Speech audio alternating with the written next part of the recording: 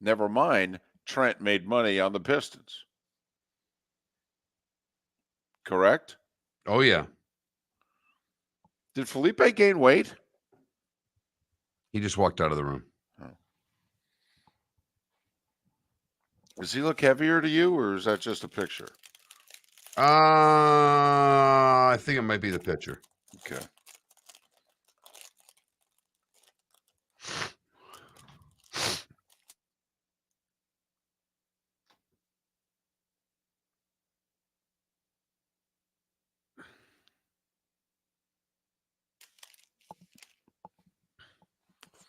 Any ideas for a poll question? No. Does everything get posted on millermoulton.com? Yes. Poll question 2 or no? No. Okay.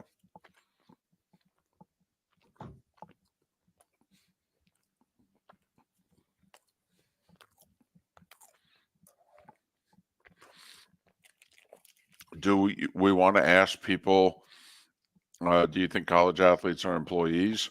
Or did we ask that in light of the Dartmouth thing? No, we've not asked that question.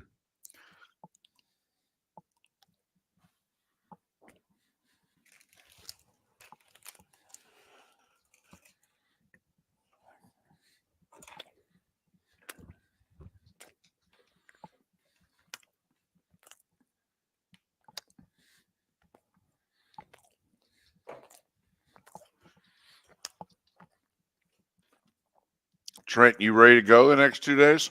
Oh, yeah. You know how to hook up, and you got that camera in the other room because for some reason that has to stay on. Yep. I'm going to get here early, make sure everything's good. Look at Ambient. Boy, he's waking up in a good, positive, happy-go-lucky Wancho, Mongo, AJC, T. Haynes, Ambient. That's what good morning. Not don't talk anymore about the Russell Wilson stuff. Although you did give us a high.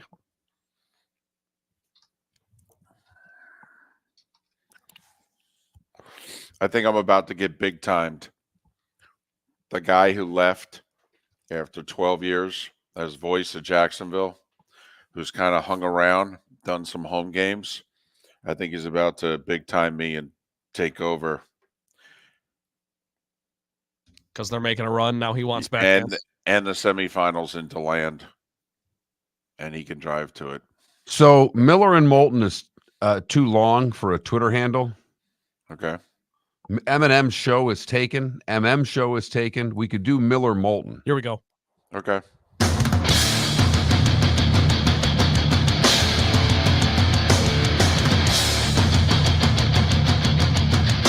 You are listening to Miller and Moulton, exclusively on the Florida Sports Network. And now here's Mark Miller and David Moulton. Top of the morning to you. It's a hump day. Let's get over it together, shall we? How the heck are you? Miller and Moulton, the Florida Sports Network. Thanks so much for being with us. And millerandmoulton.com. Millerandmoulton.com. Moulton's got a lot of vowels in it. Got a couple O's and a U. Make sure you know how to spell it. No E. You think there's an E, there's no E. Millerandmoulton.com. Good morning, Mark. How are you? I am very well, David. I'm excited. Fired up about today. Don't know how much I have to give to you. Oh, come on. Come on. Try hard. See, ladies and gentlemen, he's off the next 2 days and a member guest. His buddy came into town 3-4 days ago. So this is like a week long. The mind is gone. The golf shirts are on. He's got a golf shirt on right now. So he's already mentally, he's left us, ladies and gentlemen. He gone.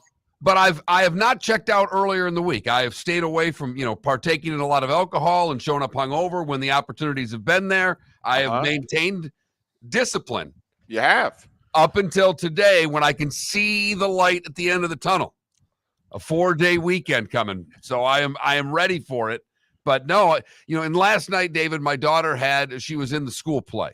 Now she was just in like the chorus. She didn't have a big role, but it was something that I don't think anyone has ever seen or heard in a play before last night. The kids did Jungle Book. They did a fantastic job. It was cute, the lead. But the lead, right off the get-go, they sing their very first song in the chorus, and you can hear him. He's got a little microphone on, and he said, "My nose is bleeding, and it won't stop." To which we had a 10-minute break so that the lead in the play could stop his nosebleed. Do we have an understudy? That's what I asked. Looked right at my wife. I said, "Where's the understudy?" Yep. Come on now. But he came Come on out. now. The show must go on, as they say, David. He came out. He did his job. Everything was fantastic. It lasted a little longer than we expected. No, they got the bleeding to stop, so he was not singing any songs with a tissue over his nose or something jammed up his nose. Oh, man, I thought we were all of a sudden going to go from a play to a hockey game. I thought he was going to have, like stuff up his nose, like stop the bleeding. Stop the bleeding. But after it's over, we're getting all the kids together. You're picking your kid up, and I'm in line with a parent that I know, and he introduced me to someone else who I didn't know, who actually listens to the show. So thanks for listening, Jeff. But what was more important is he introduced me to his mother-in-law, who moved down here a while ago, and his mother-in-law Nancy is a big fan of the show, David. She hits our key demo. Wow. Did you explain to Nancy how, I am just a magnet when it comes to women in a certain demographic? Right. Women over 60. Moulton, they adore you. But it was funny because I'm talking to the dad, and he introduced me to his mother-in-law, and he goes, "The best part is," "she comes down here. She goes, I found this show. It's great. What is it? Sports talk. They're funny. I like them. It entertains me in the morning." And he's like, "What show?" "Miller and Moulton." He's like, "Well, I know Miller." And so she was very fired up to meet me, said hello to you, wanted me to say hello to you. So it was great night at the theater, David. I love Broadway. See? Have to admit, though, all the theater never had a nosebleed. That would have been a first for me, too. But I would have been saying, "Where's the understudy? Come on, let's go." My nose is bleeding and it won't stop. And you could hear it clearly. The kids had microphones, and he's the lead guy. And that's, that is not how you want the first show of a 2-show performance to start. Well, also, you don't want to have an intermission before you have the opening act. So you did witness history last night. Exactly. That is good. Man, yesterday was an eventful day. Is it me, or does it seem as if a lot is going on every damn day these days? I mean, the sports world's got a lot of meat on the bone. I think you just have to realize that the way that we consume sports, the way that we report sports, that yes, David, there is more meat on the bone than ever before. And I think we discovered this a couple of years ago when we kept grinding on through in Act 2 of COVID.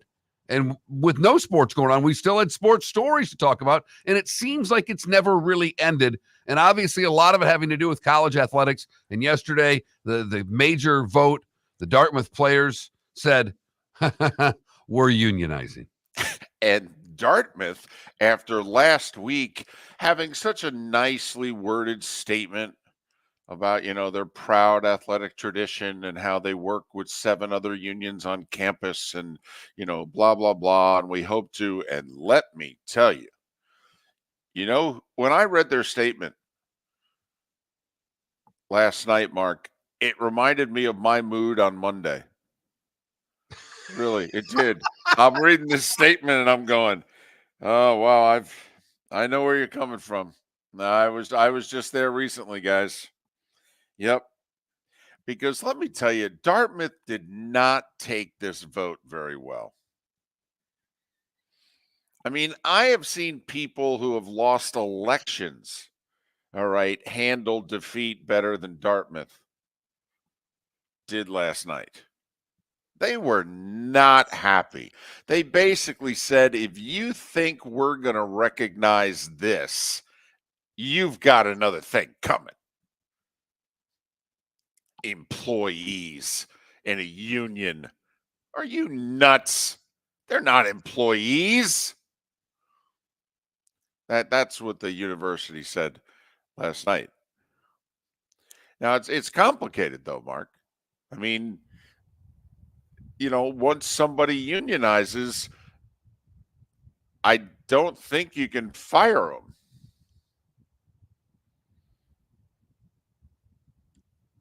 I don't think you can fire them because they formed a union. I think that's illegal.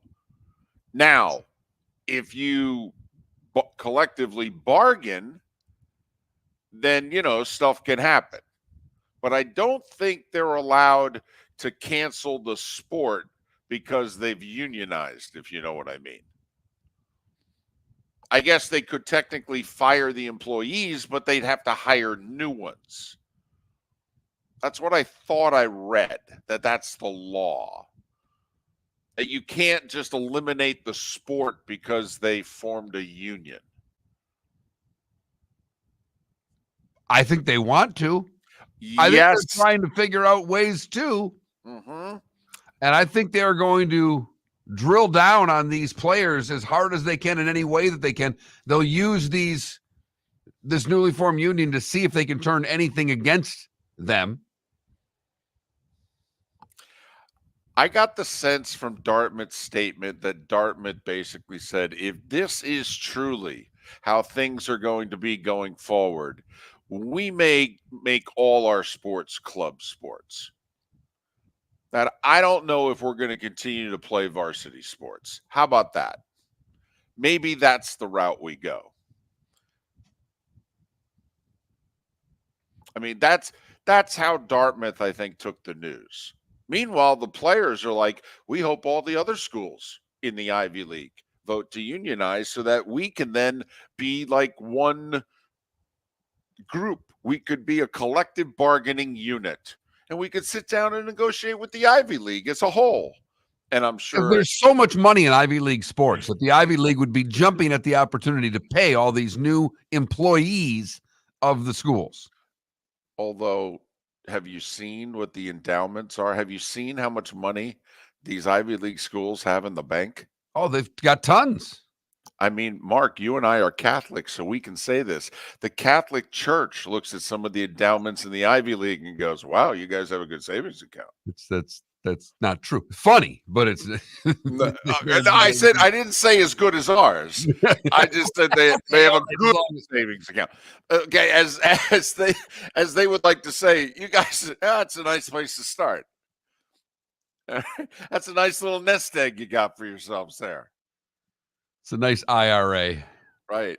See, you guys have been passing the collecting plate. Good for you guys. Way to go. So, yep, there you go. 13-2. I want to talk to the 2. Don't you? Yes. And it sounds like the Dartmouth would like, how much money? What do you think Dartmouth would do for the 2?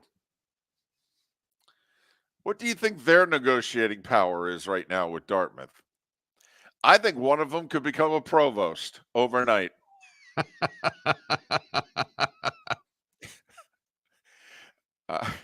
So this whole story fascinates me. Is this a one-off? We talked about this. This is a private school. Without scholarships. Correct. This really does not. I mean, you want to talk about apples and oranges. I mean, this might be, the rest of the college sports world is apples, and this might be a lemon. I mean, that's how different this is. And it's fascinating. Oh, man. The SEC and the Big Ten are like, oh, thank goodness for one day. We're not the headlines. What greedy blankety blanks we are. Now it's those damn 15 kids in Dartmouth. Look at those guys. Not only that, Mark, have you checked Dartmouth's record in men's basketball this year? I don't think it's good. Which, of course, then insert joke here. You want to negotiate? Really? I think they've won like 6 or 8 games, something like that. It 7 and really, 21. What are they? 7-21. Don't you think that's the wrong school in the wrong year to vote to unionize? Right, Colgate, who's having a really good year. Well, not an Ivy Yale. League I know, school, but Yale. right. Princeton's 23-3. Right. That's the school that should be voting to unionize. They're going to be like, we went to the Sweet 16 last year. We're 23-3. How about a little something for the effort?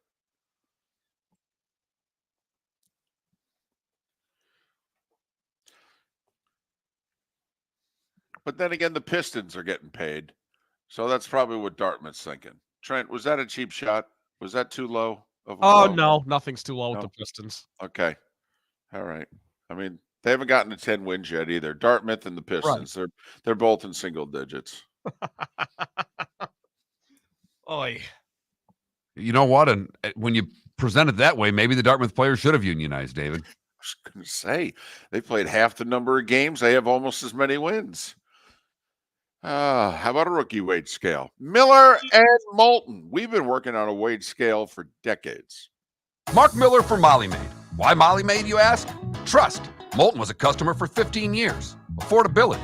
Didn't I just say Moulton was a customer for 15 years? Worry-free services. Our professional house cleaners are fully insured and a 24-hour warranty. Call Molly Maids today at 239-774-5839. That's 239-774-5839 or online at mollymaid.com/FTMYERS. That's mollymaid.com/FTMYERS. The law firm of Michael F. Hornung has successfully represented the citizens of Southwest Florida for over 30 years. As a former prosecutor, the information I know is information you need to know. If you've been arrested for a DUI, a criminal matter, or involved in an auto accident, call the law firm of Michael F. Hornung. I'm a local attorney with local knowledge to assist you through the process. For a free consultation, call 239-437-0095. That's 239-437-0095. Offices in Florida. Visit Jason and Todd at the Diamond District. If you're in love and thinking about a diamond, you'll want to hear from my friends Jason and Todd at the Diamond District. When purchasing a diamond, you deserve a relaxed, stress-free, and educational experience. You want to have a good time and feel comfortable. You want selection, quality, and value. At the Diamond District, you'll get it all. With our team of non-commissioned diamond advisors, no one's in a rush. We care only about you and making sure your needs and wishes are fulfilled. You'll be wowed by our selection of GIA certified diamonds, stunning diamond bracelets, earrings, pre-owned Rolex watches, exotic ruby, sapphire, emerald, and tanzanite jewelry. There's something for everyone at the Diamond District, and all at the lowest prices anywhere. Jason and I love what we do and are in the store nearly every day. We look forward to shaking your hand and welcoming you to our Diamond District family. Visit Jason and Todd at the Diamond District. You were listening to Miller and Moulton on the Florida Sports Network.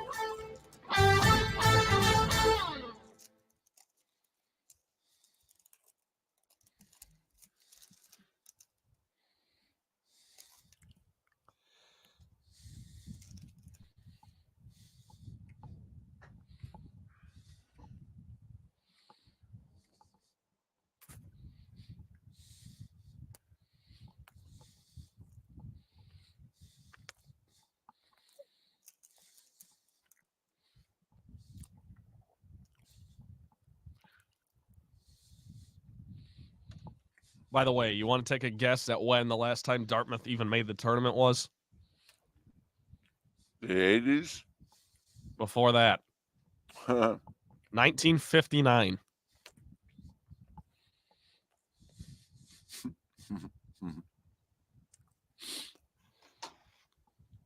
But hey, they made two Final Fours in 1942 and 44. Yeah, I think only 4 teams got invited. But no, but seriously, I think only like 16 did. I think you only had to win like 2 games. Yeah, you're right.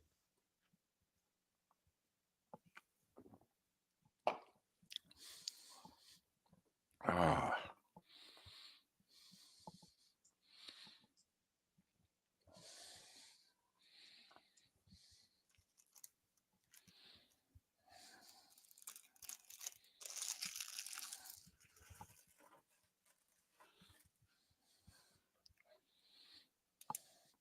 Now, can we do Miller and the and sign Moulton? Can't use symbols. Miller and Moulton's too long, huh? Correct. That's weird. It's got to be less than 15 characters. That's 16.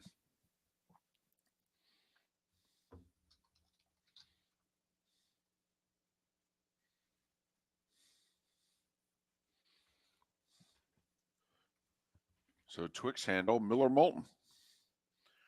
Just have to. That works.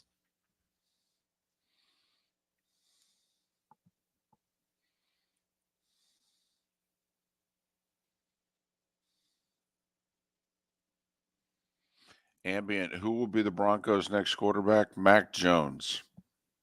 That's my guess.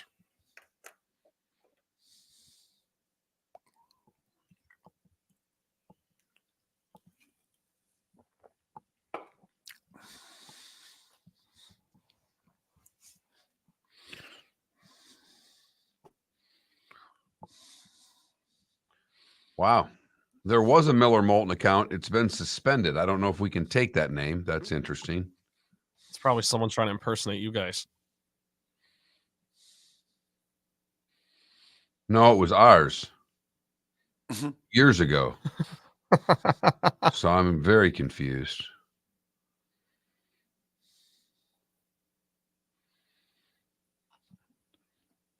What do we have to do to get unsuspended? I don't know the answer to that.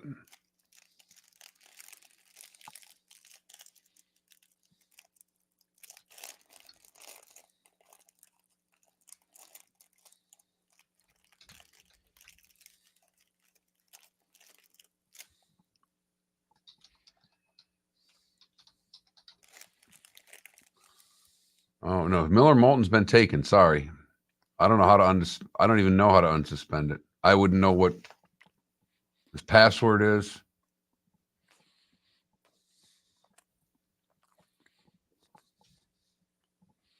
Miller and Moulton is taken. No, Miller and Moulton is not taken. Oh, put the N in? Yeah.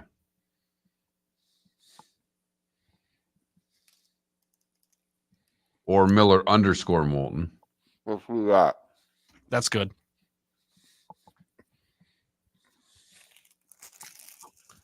Want me to change it? Yeah. Done.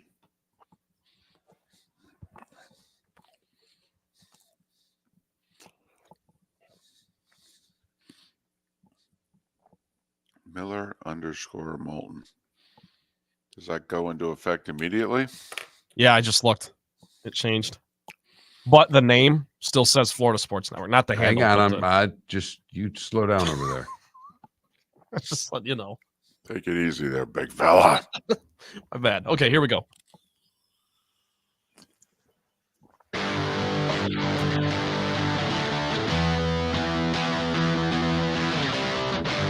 You're listening to Miller and Moulton, only on the Florida Sports Network.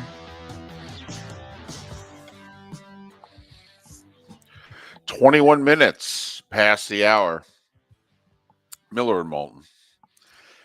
Got millerandmoulton.com. Going to have a new Twitter handle. I mean, it's very exciting times associated with the show. Thanks so much for being with us.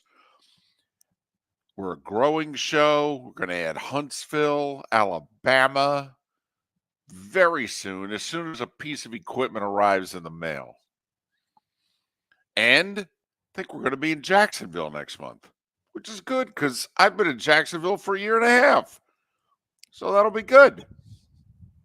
So we're growing. It's not an empire. It's a thing. Miller and Moulton, millerandmoulton.com. So, okay, listen. I know sometimes one of us takes over the show, talks about something that's, very individual. And this could be one of those times, but I don't think it is. We started last week, actually, previewing this week by saying, we're so excited because, Mark, what is this week? Small conference tournament week. One big league. And, Mark, last night was about as March as you could get. And it just so happens it was at the game that I was working. So, ladies and gentlemen, last night is March Madness personified. You got this small conference. It's called the Atlantic Sun. They shorten it, ASUN. It's trendy, really. It's happening. Okay, you just ASUN. Oh yeah, I know what you're talking about. They've got a logo that looks like something out of Star Trek. It's a big A that looks like it's on fire. All right. Honestly, you got people that come up and say, "May the force be with you." It's nuts. So it's the ASUN quarterfinals, and you got the 1 seed, Eastern Kentucky, and they're the best team in the conference. They were all year. They were picked to win the conference before the season started. They didn't lose a game at home in conference all year. In fact, they didn't even have a close game at home in conference all year. Then you have the 10 seed, who probably shouldn't even be in the conference tournament. First off, it wasn't for a couple of years ago when they expanded from 8 to 10, they wouldn't be in the conference tournament. Secondly, they lost 4 out of their last 5 games in the regular season and literally needed 2 teams to lose the final 2 games of the year in heartbreaking fashion to back into the playoffs. And the 10 seed hadn't won a road game in 3 months, didn't win a road game in conference all year. So to review, home team didn't lose a conference game at home all year, didn't even play a close game in conference at home all year. Road team had an 11-game road losing streak and lost every conference game they played on the road. Mark, who do you think won last night? Well, that would be the team that had lost all the games on the road, the team that had no chance of winning. And, of course, that would be Jacksonville, who beat the number 1 seed in the conference last night. And they move on, and the number 1 seed is done. That's right. League, that was their opportunity to seize last night, move forward, and get a chance to get to the dance. No dancing for Eastern Kentucky. No dancing. And I will say this, some of their fans did not take it well. The team bus, they left like 7 of us behind because there were fans around the bus, and it was actually that literally it was like, let's get out of here.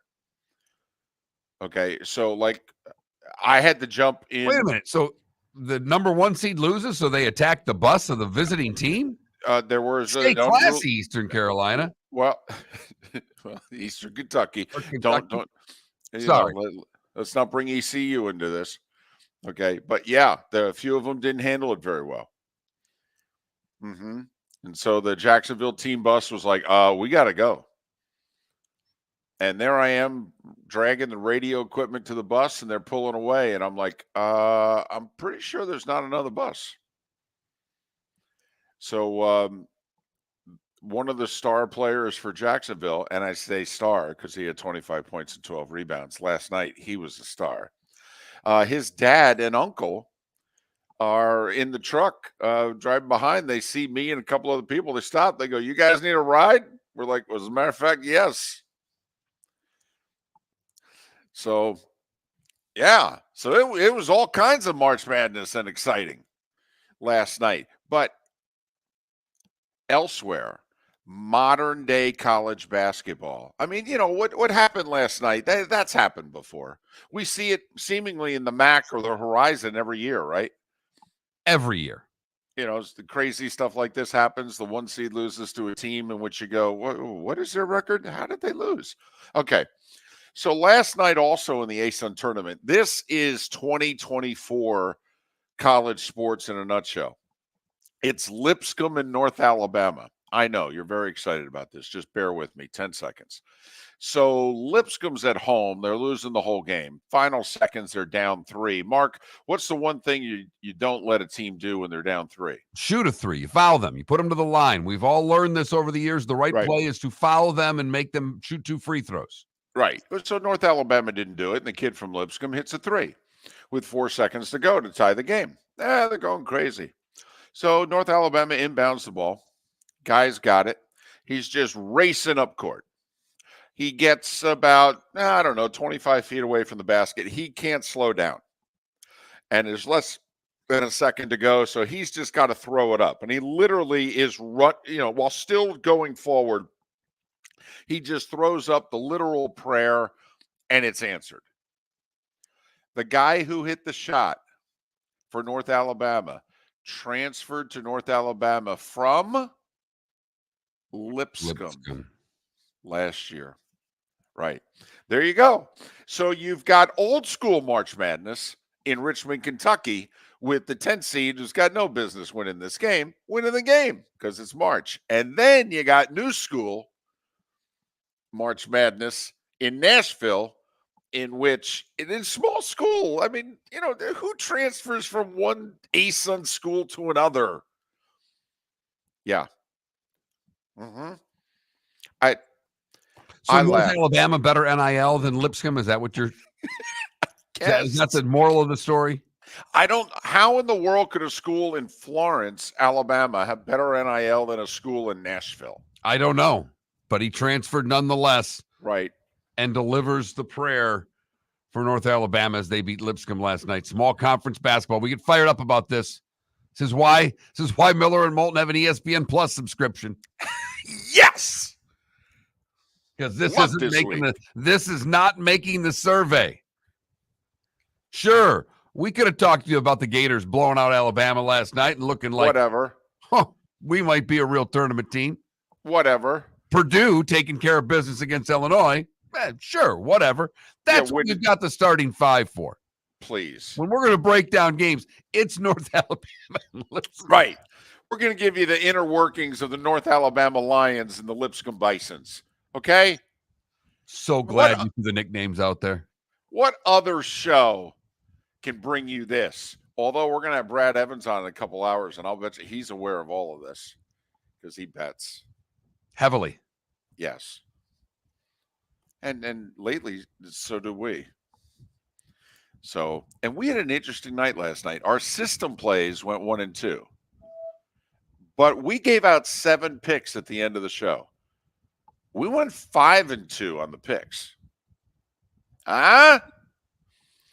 So, if you just played our system, you're like, shut up. But if you wrote down everything we said, once again, you're thinking, these two yahoos, they're doing all right. We hope you are doing all right on this Wednesday. Seth Everett will join us on the show today, as well as David mentioned. Brad Evans makes a return to Miller and Moulton. Hasn't been on the show since, I think, Act 2? Early. The starting five, that's what we do next on Miller and Moulton. Located on the East Trail, locally owned Naples Tiki Bar and Grill is an outdoor eatery next to the Hitching Post Shopping Center. Island-inspired food with a true tiki theme. The best place in Naples to enjoy the beautiful weather in Southwest Florida. The Naples Tiki Bar and Grill offers a great menu for dine-in or takeout. Enjoy our famous pulled pork, huge burgers, and tiki bar cocktails. Don't miss happy hour every day from 3 to 6 and live music 7 days a week. See you soon at the Naples Tiki Bar and Grill, 11498 Tamiami Trail East. Mark Miller for Molly Maid. Why Molly Maid, you ask? Trust. Moulton was a customer for 15 years. Affordability. Didn't I just say Moulton was a customer for 15 years? Worry-free services. Our professional house cleaners are fully insured and a 24-hour warranty. Call Molly Maids today at 239-774-5839. That's 239-774-5839 or online at mollymaid.com/FTMYERS. That's mollymaid.com/FTMYERS. Visit Jason and Todd at the Diamond District. Hi, I'm Jason. And I'm Todd with the Diamond District. I believe in complete transparency. If you're shopping for diamonds in Naples, you're paying too much. If you're shopping in the Cape or Fort Myers, you also won't see the selection you deserve to have. If you're online, there's no human connection, and you won't know if your diamond is beautiful or not until it shows up in the mail. Just because it's GIA certified doesn't mean it's brilliant. There's so much more to a diamond than its cut, color, and clarity that makes it beautiful. Visit us at the Diamond District for a non-commissioned and educational presentation and quit paying more in Naples or buying blind from the internet. The Diamond District has the rarest diamonds from half carat to 10 carats. You won't find a bigger selection or better value. And you won't find a better buying experience. Jason and I are in the store nearly every day, and we look forward to shaking your hand and welcoming you to our Diamond District family. At the Diamond District. You were listening to Miller and Moulton on the Florida Sports Network.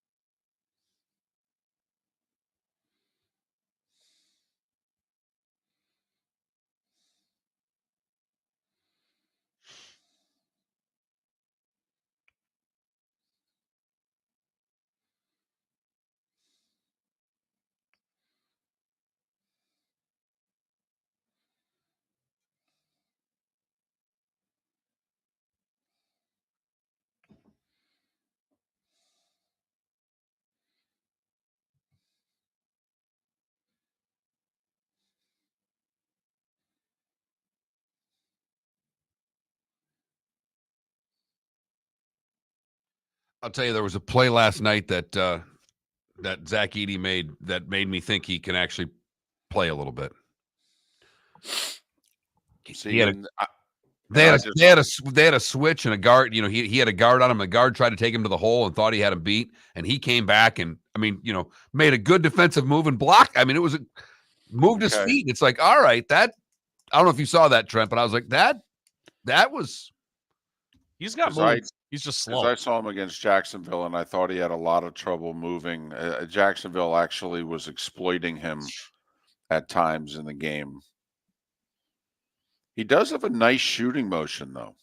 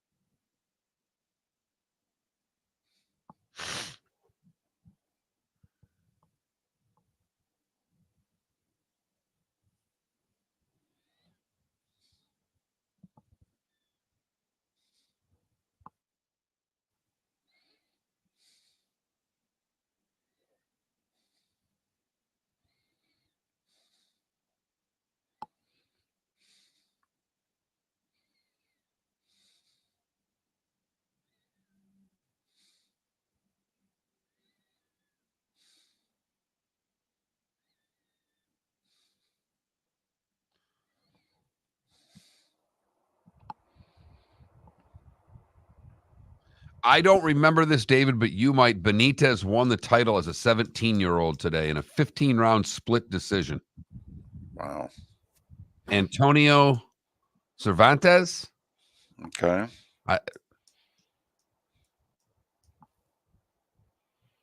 Light heavyweight champion at 17 in a 15-round fight.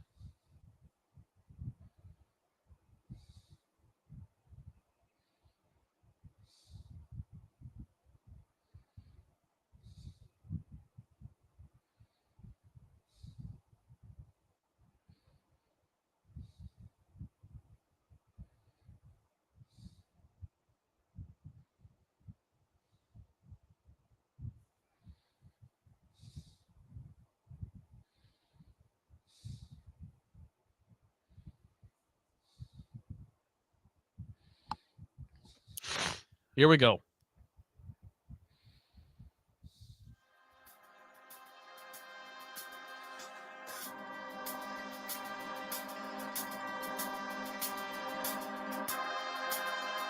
You're listening to Miller and Moulton, only on the Florida Sports Network. And now, here's Mark Miller and David Moulton. Happy Hump Day. Miller and Moulton, millerandmoulton.com.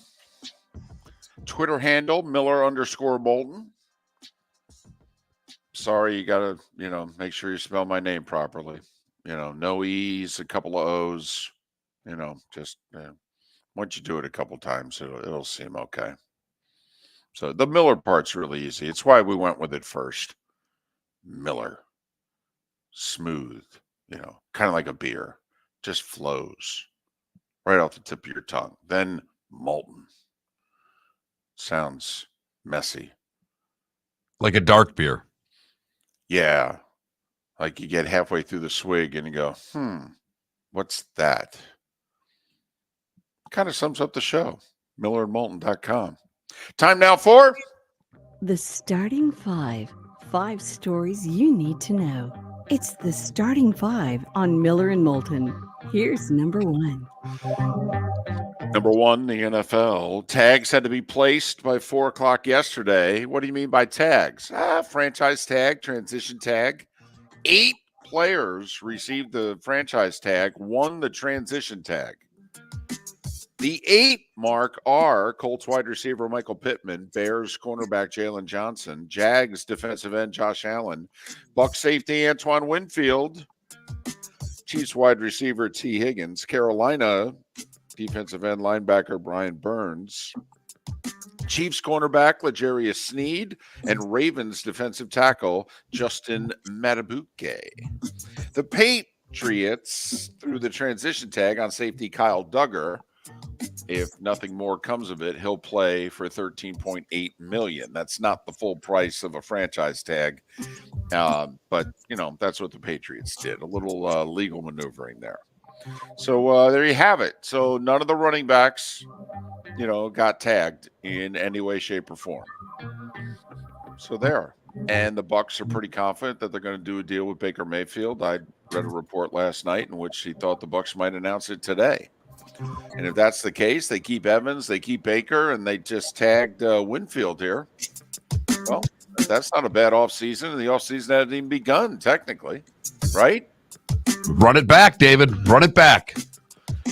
Meanwhile, that's not the case for the Dolphins. They didn't tag anybody, and so now you got to figure Christian Wilkins, Robert Hunt, center Connor Williams. Have they played their last games with the Fins? That's 2 offensive linemen and a defensive lineman. So the Dolphins, who needed upgrades on the line, are arguably letting 3 of their 5 best linemen go.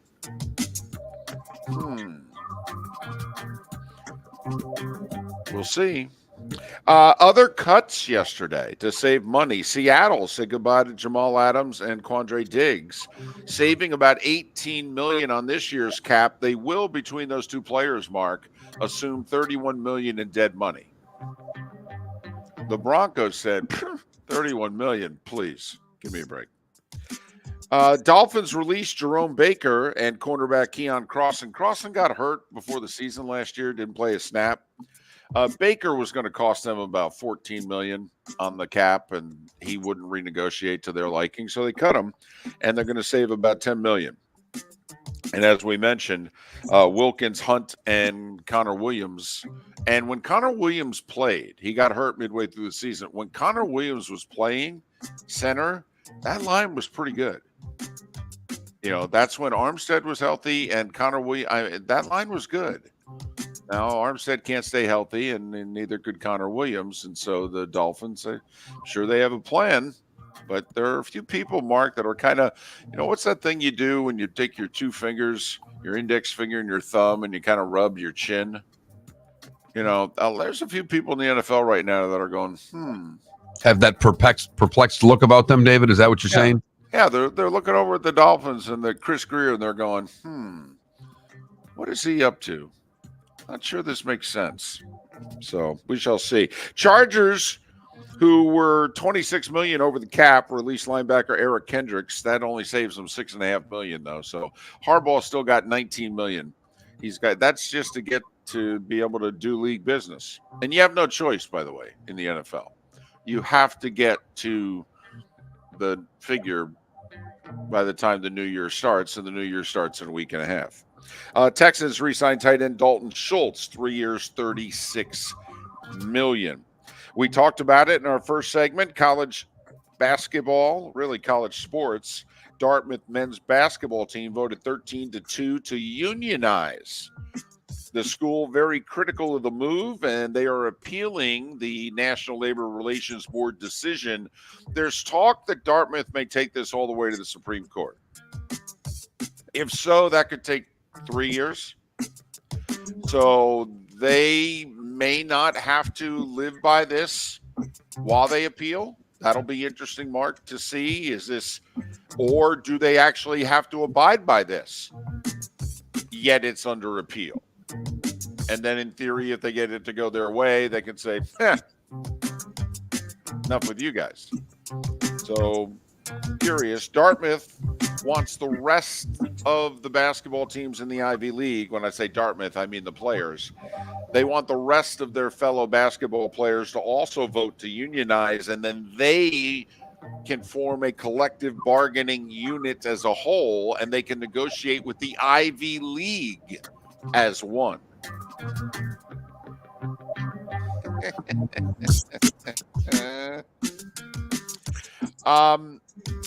Listen, you and I have been on the side of how is it we're going to resolve this?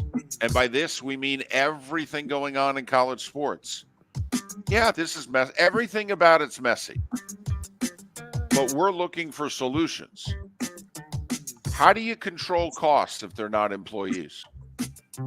Can you answer me that one question? And I'm not just saying that to you, Mark. I'm not just saying No. I know you're Chris. saying it to me because you and I are on the same side of this. Is that right? We see the only way to control costs is to make them employees. Right. Think about it. I mean, most of us are not the man. Most of us work for the man or the woman. But how is it that the boss controls costs? I mean, could you imagine if we could every year just go, yeah, boss, I don't play for that anymore. I play for $500,000 more. No, you don't. Actually, I do. That's the going rate. Otherwise, I'm going across the street to that place. So we think they have to become employees, but Dartmouth's going to fight it tooth and nail. We'll see where it goes from here. College hoops last night. Gators whooped up on Alabama in the O-Dome, 105-87. I'm not sure Bama plays good enough defense to go on a deep tournament run. David, they don't play defense. Right. Let alone good enough defense. They're fun. We talked about it. They're a lot of fun to watch. They are. But they're not very good defensively. South Florida was having a tough time with Tulane. And then the final 6-7 minutes, they said, enough with this. Not only do we have to win, we have to cover. And they did. They beat the Wave 85-72. They're the regular season AAC champs. What's that, 15 wins in a row? That's awesome. Purdue wins the Big Ten regular season outright. What is this, 3 years in a row now? 77-71 over Illinois. That's a good game. That was a little lower scoring than we thought it'd be, right? Yeah, the second half started out and they tried to clamp down on defense, missed a few shots, and it brought it into a little bit more of a slugfest there than was to be expected. Florida State lost at Pitt 88-73. Meanwhile, small conference tournaments, ASUN. Jacksonville stuns top seeded Eastern Kentucky 67-65. They'll play Stetson in the semis at Stetson because the Hatters beat Queens 83-71. And North Florida lost to Austin Peay in overtime. So there will be a Florida school in the ASUN final with a chance to go to the NCAA tournament since Stetson and Jacksonville are meeting in the semis. NBA, Heat beat the Pistons, but they didn't cover. Isn't that right, Trent? Sure is. How much did you win? $3? $2? Like 12. Whoa. Whoa. Big day, big night. Watch that game with Whoa. Felipe. It was a great time. Whoa. And there is a picture. There is proof of it, ladies and gentlemen. It was a producer party. Exactly. Former producer, current producer. They were watching it together. Patty Mills, by the way, signed with the Heat for the rest of the season. Magic win on the road in Charlotte, 101-89. Cavs with a big rally, and they snapped the Celtics' 11-game winning streak. They beat Boston 105-104. Did you see the promotion that the Cavs did last night? I did. It was Kelsey bobblehead night. Jason and Travis, a joint bobblehead. They're Clevelanders. And they were both, sitting in their Cavs jerseys courtside watching the game. That's cool. Probably having a beer or two. Oh, my goodness. Oh, there's got to be video of them. I mean, Oh, absolutely. Jason, he doesn't go to a sporting event without chugging at least one beer. Knicks, they don't have any of their key players playing, and because of it, they're not good. Atlanta beat them at the Garden 116-100. Good win for Phoenix last night. Two teams actually showed up. Last night was kind of what you hope for. Two teams, everybody played, and they showed up and they played. They said, "You want to play tonight? Yeah. Let's do this." Phoenix and Denver goes overtime. Suns win in Denver, 117-107. All right. They might meet in the playoffs. Hockey, Mark, this just in, the Florida Panthers played. So what did they do? They won, David, because that's all they do. They are very, very good. And it doesn't matter if the other team fires their coach 48 hours before and wants to, bring in the new coach. The new coach always wins his first game, right? Not if you play the Florida Panthers in the spring of 2024. They don't. 5-3 Panthers. And the Panthers pick up another point on the Bruins because Edmonton got a Draisaitl goal in overtime to beat the Bruins 2-1. Islanders are creeping up on the Lightning for the final playoff spot. Patrick Waugh, interim head coach for the Islanders, has got them winning some games. Islanders beat the Blues last night 4-2. And NHL trade deadline is Friday. Some deals are starting to matriculate. Vegas, we said they were going to be active. They've been slumping the last 3 weeks. This is an organization that does not sit on their hands. They added Anthony Mantha from the Caps for 2 draft picks yesterday. Good pickup. They're going to get Getzel, too. I don't think they're done. Well, there's only 5 teams going after Getzel, and Pittsburgh said they're going to move him by the end of the week. So, right. Well, they laid out publicly what it is they want. They want a good young prospect. They want a first-round pick, and then they throw some other stuff in the deal just for the heck of it. Which puts Florida out. They want to be in the Getzel sweepstakes, but Florida has all that cap room, but they don't have any draft picks for the next 2 years. So highly unlikely that they'll be able to pull off the trade for Getzel without giving up something important. But did you see where Tarasenko came out yesterday and said, "I want to go to the Panthers"? That'd be a nice pickup. They can work that in cap-wise, too. Man, that's very NBA of him. I know. Good for him. Lucas Giolito. See, he's the guy that the Red Sox got to replace Chris Sale. So here's the irony. Sale is healthy, and he looks great in Braves camp. Giolito apparently has a partially torn right UCL, and he's not going to pitch all year. So if you had the Red Sox for last place, don't change your mind. Justin Verlander's going to start the year in the IL. He's fine.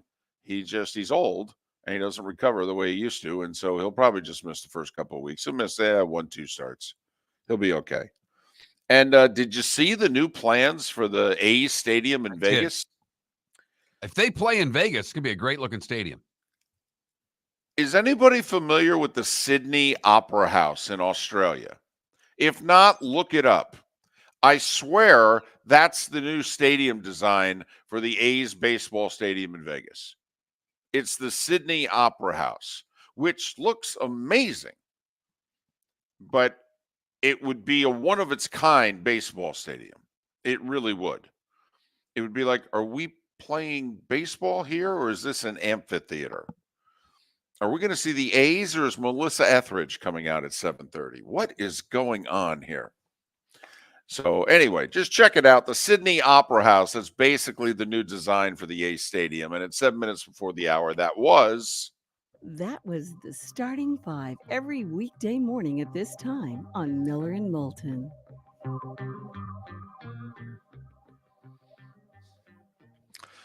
MillerandMoulton.com, Twitter handle Miller_Moulton.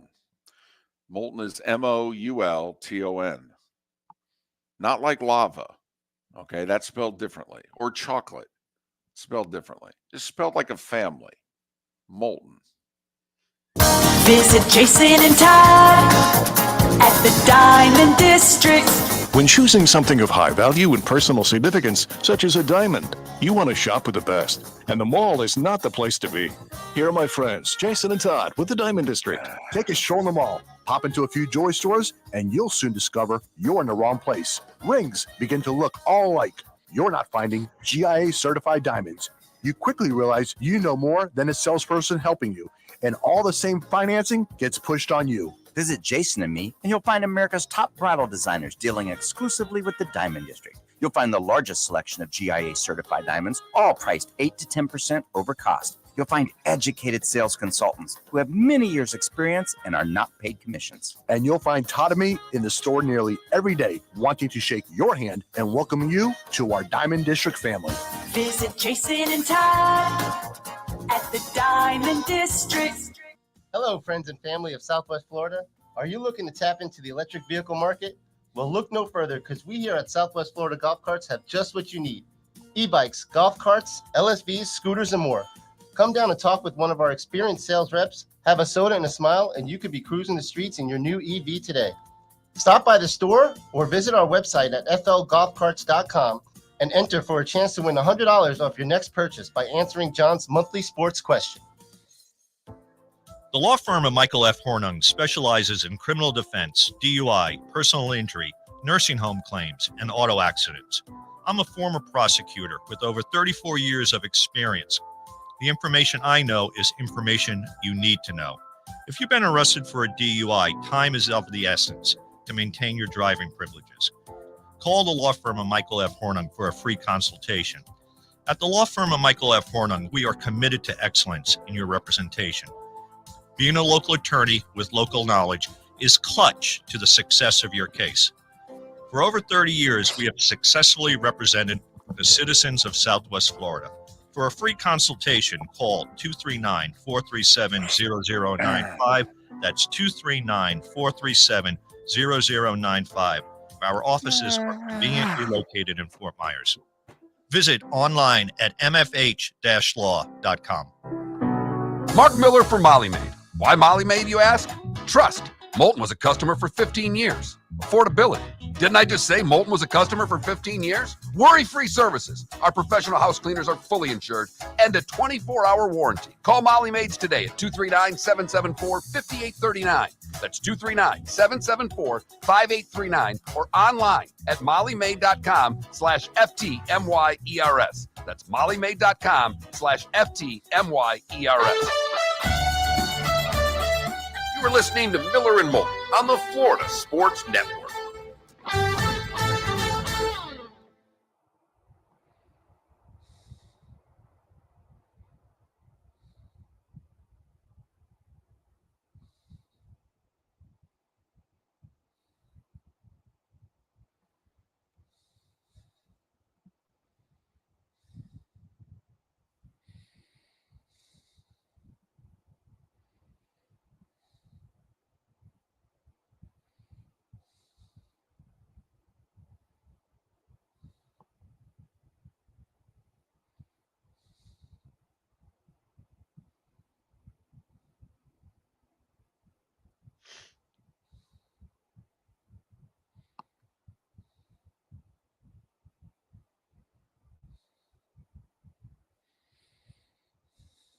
So is the poll question up? No, Okay. it's not. As a matter of fact, let's put that up. What's the poll question again? Do you believe college athletes should be employees?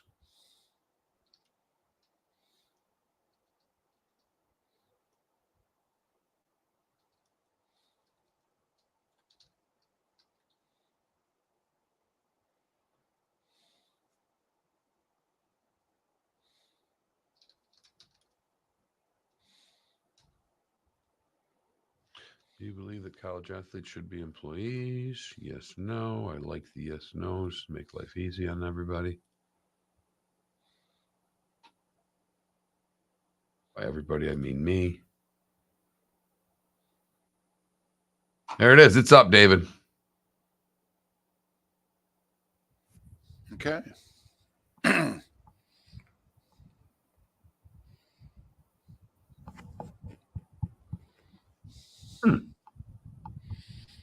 Did I type something wrong on this?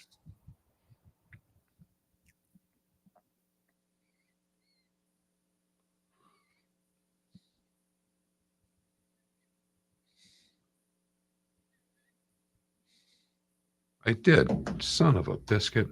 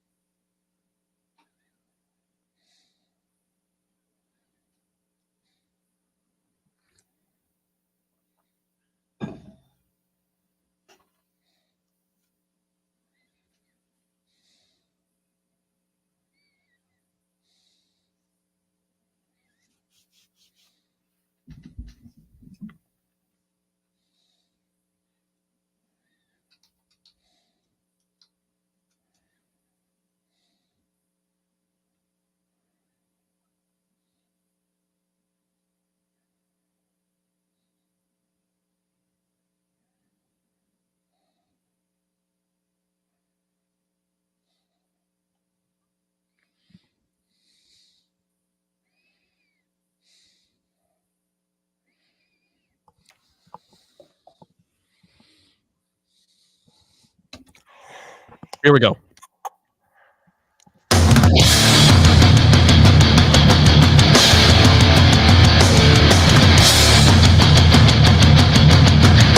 You are listening to Miller and Moulton, exclusively on the Florida Sports Network. And now here's Mark Miller and David Moulton. Hour 2 of Miller and Moulton, millerandmoulton.com, Miller_Moulton on Twitter. Make sure you spell Moulton right, Moulton. Thanks so much for being with us on this hump day. Last day of the week for Mark. Woohoo! So his contribution is going to get less and less every hour of the show. My hotel phone is ringing. It's 7 a.m. Who's calling me at 7 a.m.? The room next door. You know, Wondering why you let a how the heck are you out at 6 a.m. They said they'd get back at you. Ooh, that could be. Yeah. Well, I'll wait for the knock on the door. Anyway, hope it's not too angry and too loud. Miller and Moulton on this hump day. So we have a poll question, and it's very much, current based on the Dartmouth men's basketball team's vote to unionize yesterday, 13-2.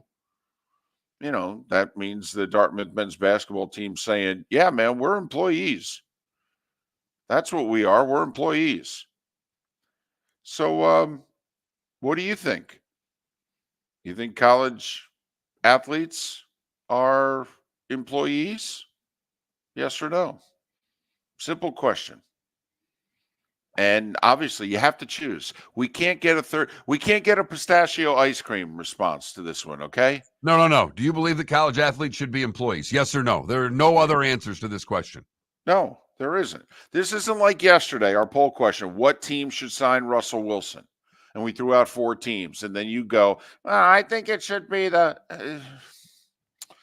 By the way, the Steelers was the team that got the most votes yesterday. I will say, all 4 vote teams that we threw out as choices, they were all within 10 percentage points of each other. So, I think that's a pretty good question. Steelers got 31% of the vote. Raiders were third at 24%. Patriots were second at 25%. And Falcons were, fourth, but they got over 20% of the vote. Of course, the Steelers came out yesterday afternoon and said, yeah, we have no interest in Russell Wilson. Which makes sense. I mean, Steeler fans watched Kenny Pickett last year and they said, well, we can understand that. I mean, why would you have interest in any other quarterback when we got Kenny Pickett? I mean, Russ threw what? 25 touchdowns to 8 interceptions. And we have Kenny Pickett. And we've got Kenny Pickett. I mean, since Ben Roethlisberger retired, we don't even average 1 touchdown pass a game. I mean, why would we be interested in any other quarterback? In the last 2 years, Watt has more sacks than the Pittsburgh Steelers have touchdown passes. Right.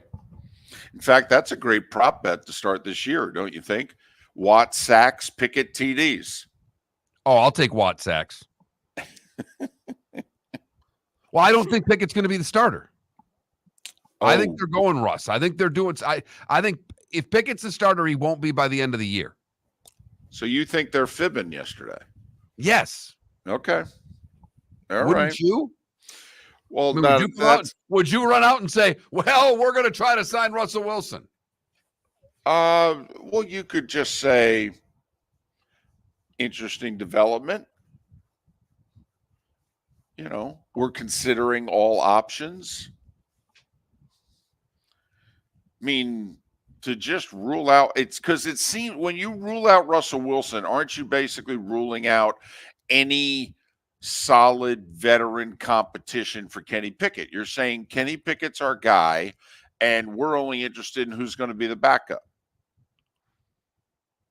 I mean, I got to be honest, if I'm Mason Rudolph, I'm unhappy with the Steelers. I'm like, if you're would you sign with Pittsburgh? No, I would not, because if you're not going to give me, listen, you watched him for 14 games do what he did. You watched me for 3 games do what I did. I played better than him.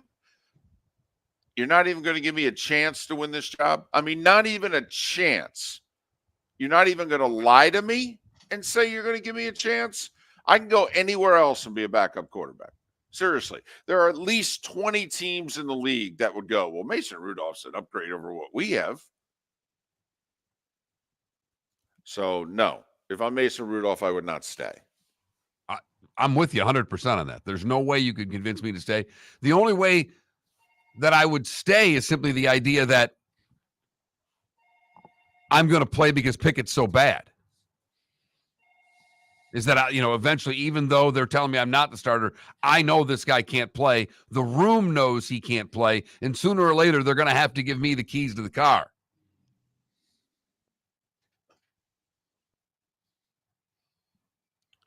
So would be the thought process if I wanted to stay. But I'm more than likely with you, David. But anyway, our poll question, that was our poll question yesterday. The Steelers won the vote. Our poll question today is, in light of the Dartmouth men's basketball team voting to unionize, do you think college athletes are employees going forward? Yay or nay? That Mark Miller, the David Moulton, and Miller_Moulton on Twix, Twitter/X. So it brings up something that's happened here recently in the state of Florida that we didn't get to. It happened very late last week, and Florida is now one of those states, Mark, that's going to allow NIL for high school athletes. And Mike Bianchi, among others, acclaimed columnist for the Orlando Sentinel. I mean, year in, year out, one of the 3 best columnists in the state. He said, yeah, high school football as we know it's now dead in the state of Florida.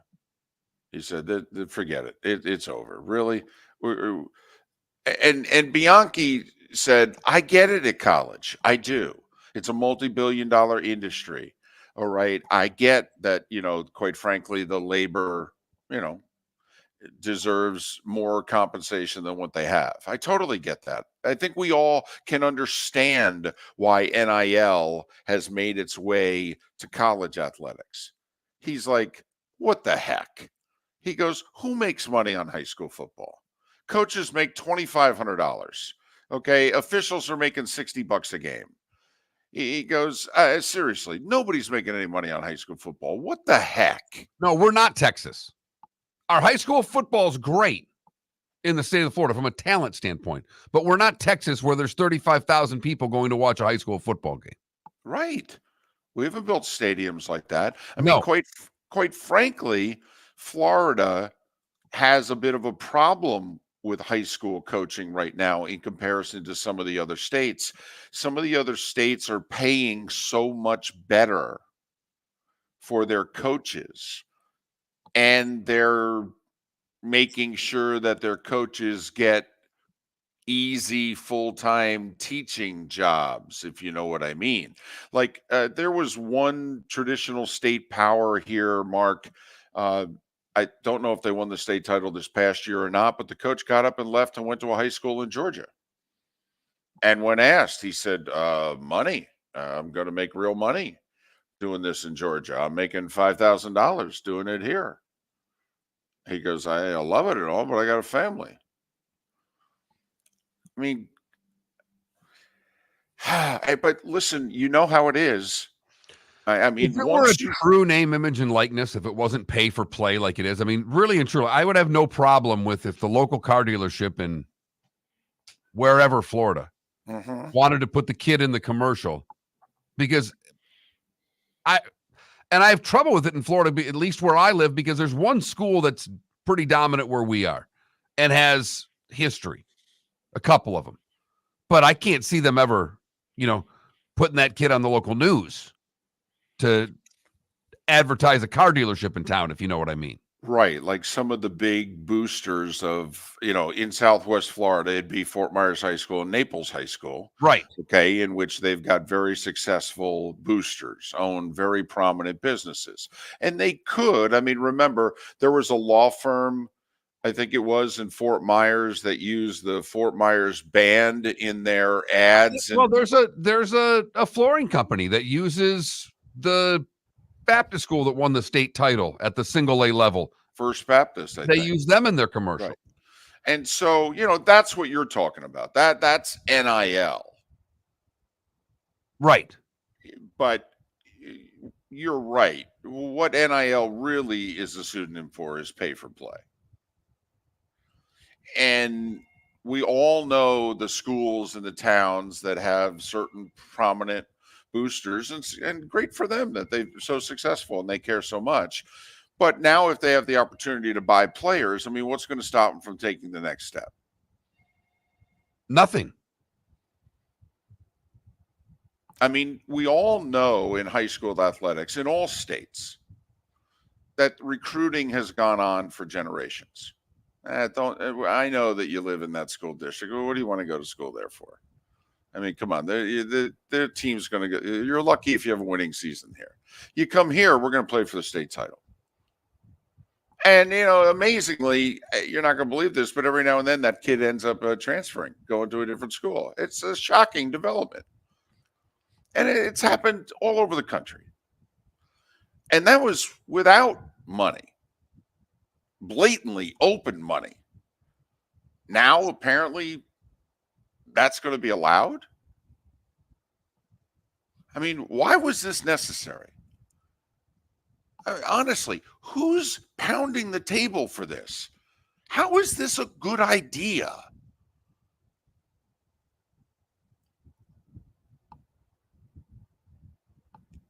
NIL, pay for play in high school sports? How could somebody, and I mean it, because maybe Miller and Moulton are just way off base here, but can somebody give me one good reason why we needed this? 21,000 is the text line. 21000 if you want to text the show.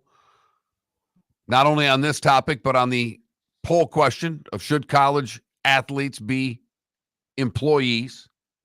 If you want to vote on it and then say, and here's why, 21,000 is that place to say, and here's why.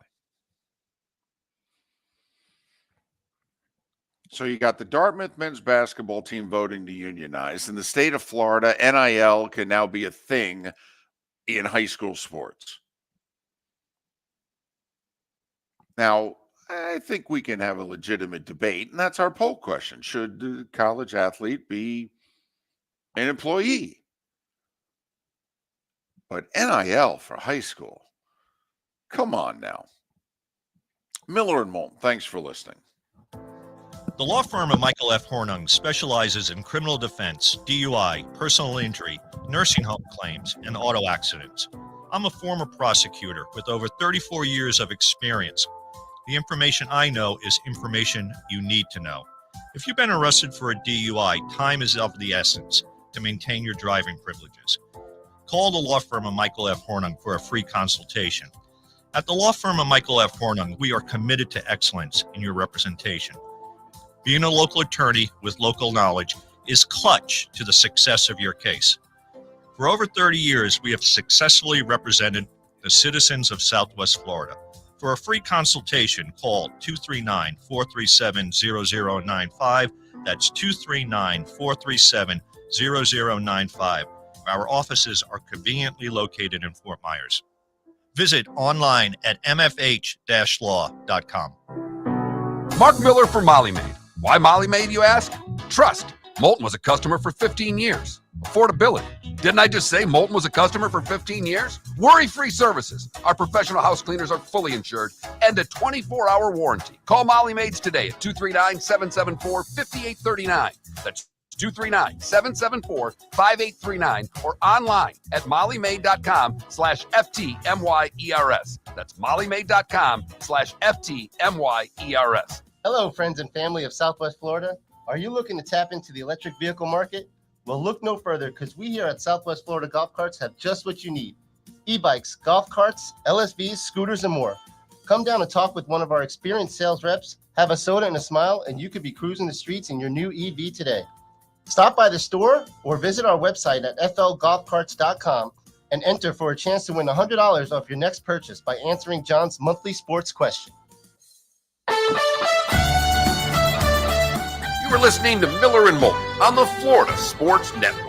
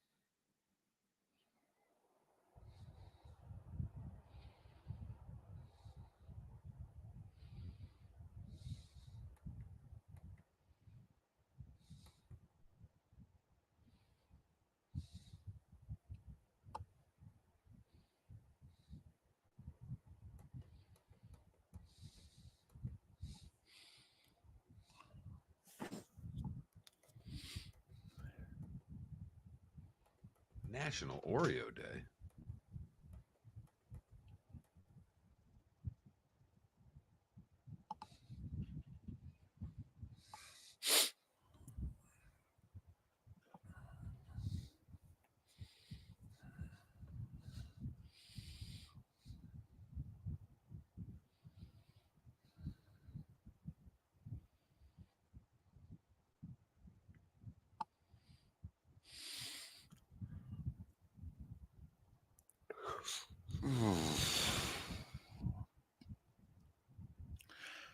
Canada Relief, I have never heard that before. When dipping Oreos in milk, you're supposed to use a fork. Come on now. I had a buddy in high school that did that. We all thought he was crazy. So what does he? You stick the fork into the cream because it goes in and it sticks. I got you. And then you just dip it in. That way it doesn't fall off. It looks so. Well, so do you have to peel the? So you take the top thing off? Oh, you stick the you just fork stick the in fork between into the the two sandwich. cookies Oh, into got the it. cream. Gotcha.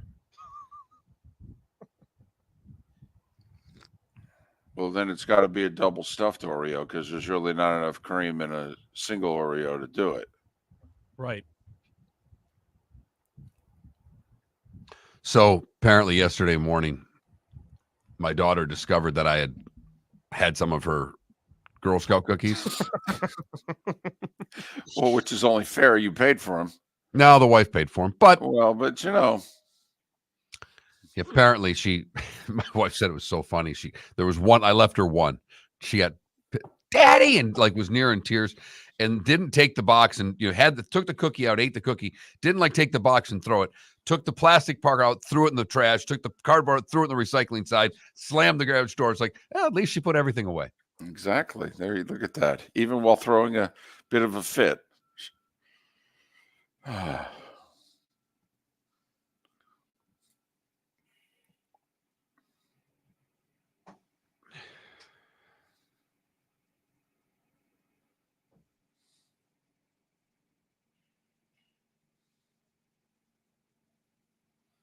You left her one sleeve or No, one one cookie. Here we go.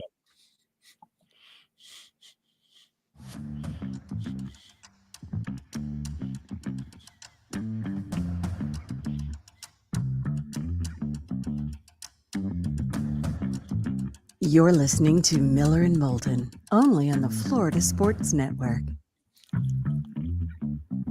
21 minutes past the hour. Seth Everett will join us at the top of the hour. Brad Evans, it's been a while. He will join us in a little more than an hour. I don't know if this is the bossiest move you've ever made as a father, or if this is the biggest jerk move you've made as a father in a long time. This It's could B. be It's B. this could be a separate poll question in and of itself. So I know I can't handle I cannot handle the answers from it. Just let them text and abuse me. I can't have a whole day of post on X about what a terrible father I am. 21,000 text line, Twitch chat room. So during the commercial break, Mark revealed that he left his daughter one Thin Mint. Tag along. If it had been a One- Thin Mint, they're mine. It would have been gone. One But she had tag-along. a box of tagalongs that apparently were hers and hers only. I didn't really discover that fact until it was too late. Till it was too late. Hold on a second.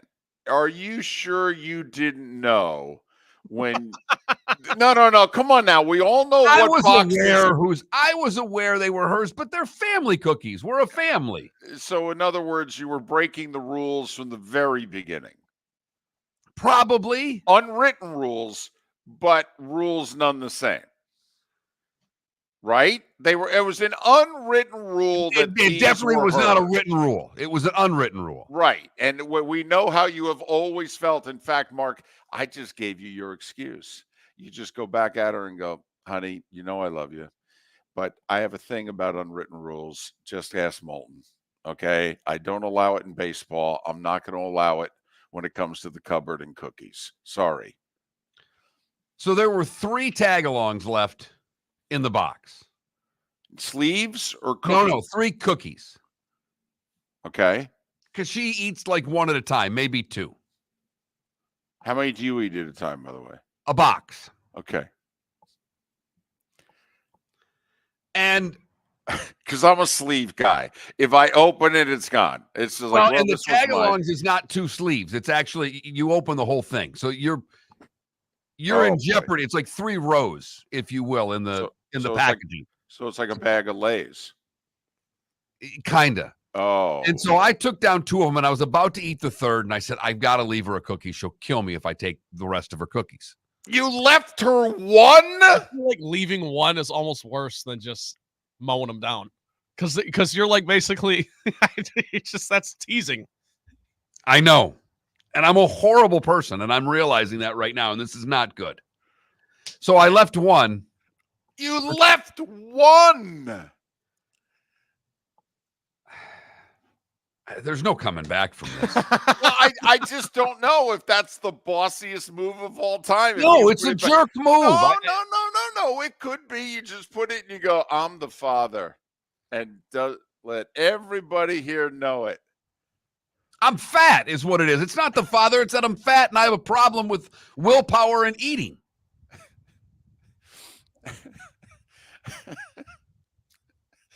So you left her 1.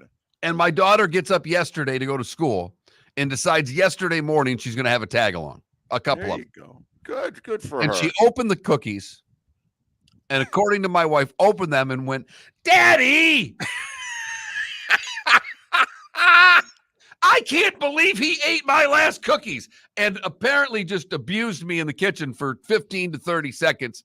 Had the cookie and at least had the wherewithal to throw the box into the recycling, the plastic into the trash, slam the garbage cabinet shut, and was not happy with her father. I'm surprised she didn't order her mother, get in the car. We're going to the studio now.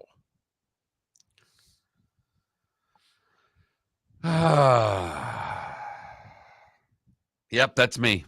I'll tell you what, there was a time where we did the show from your house, from the spare bedroom upstairs. I have a feeling if that was the case now, she would have marched right up them steps. We would have heard that the 9-year-old's feet going up the steps. Boom, boom, boom, boom. We'd be looking at one another going, is she going to get us? She would have stormed in. You've never been able to get her to talk on the air before. All of a sudden, she's this most outgoing kid. You put the microphone in front of her, and she's as quiet as a mouse. I have a feeling at that moment, she would have stormed through the door. She might have broke a few FCC violations. She might have used words she heard Dad say before.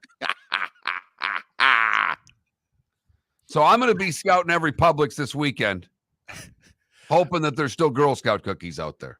I just want to know whether or not our listeners think that's just the bossiest dad move ever. I'm the dad. I can leave you 1 cookie. And you know what? Be thankful for the damn cookie. Okay. Or if that's like, you blankety blank. It's you blankety blank. I feel horrible. This is making it worse. This isn't therapy. The conversation that you had with yourself, how did you come to the decision to leave her the 1? Because you obviously you looked at it and you thought about it. Right, exactly, Trent. You looked at it. In fact, did you touch it? No. Okay. You sure? No, I'm positive. You didn't touch it and go, no, I can't. No, I knew I shouldn't have had. I shouldn't have had the first one, but the first one was so damn good. Of course. I had another one. And then I was about. And as Paul says, you do that to your boy, not your little girl. This is. No. You treat them all the same. I'm sorry. No. No, you treat them all the same.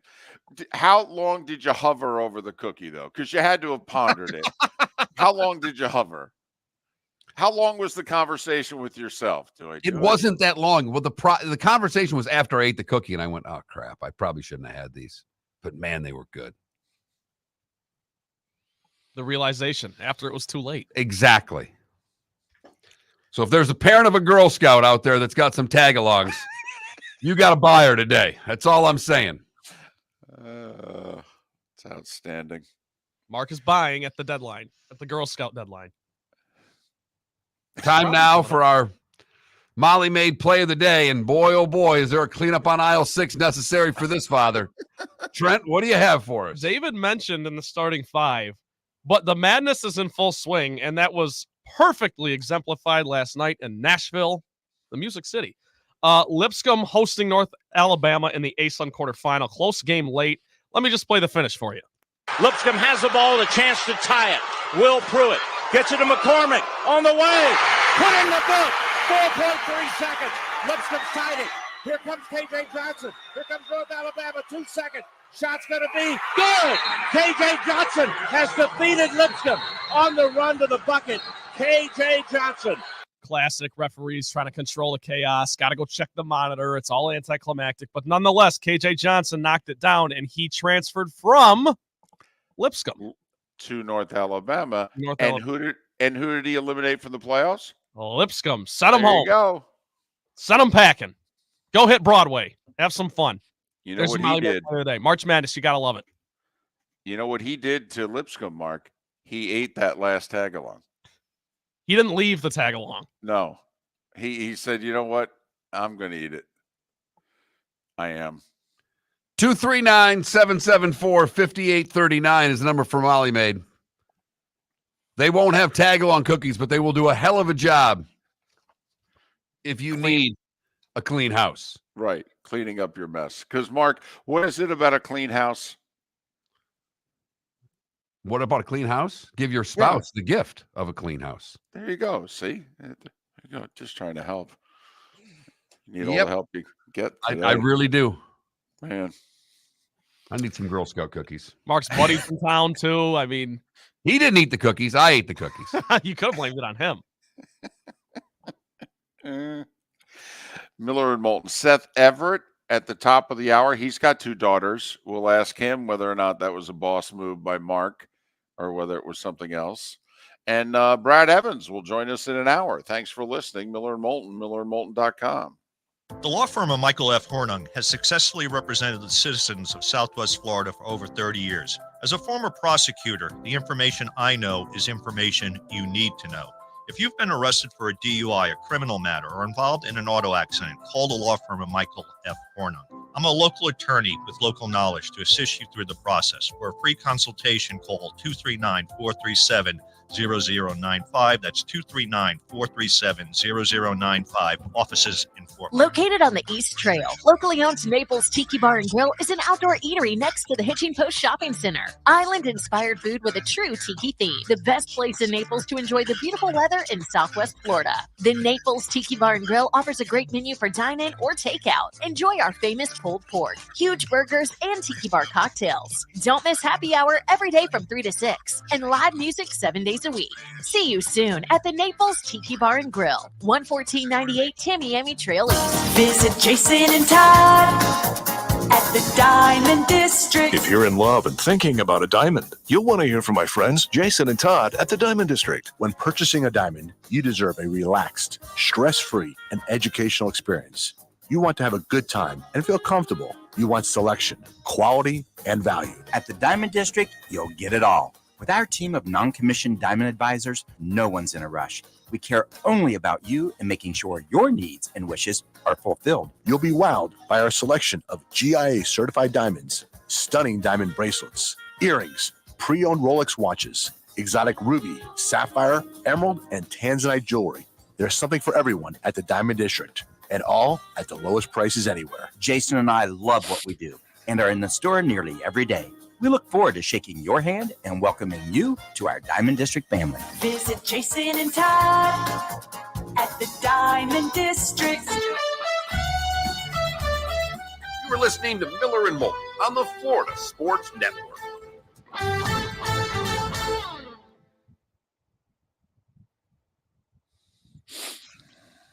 Did you see the tweet from TJ that we got, David?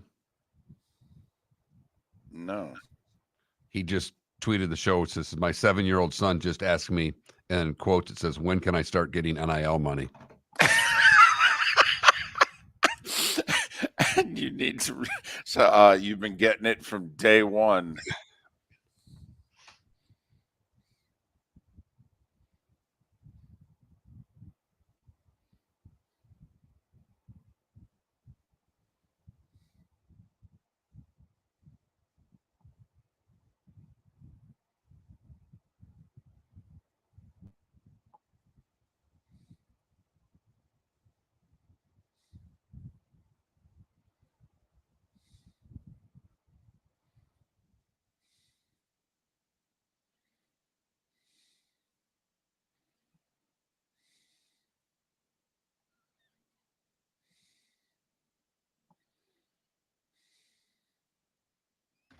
I bought these cappuccino chocolate cookies from the vending machine, and I can't tell if I like them or not. I'll give it to my daughter.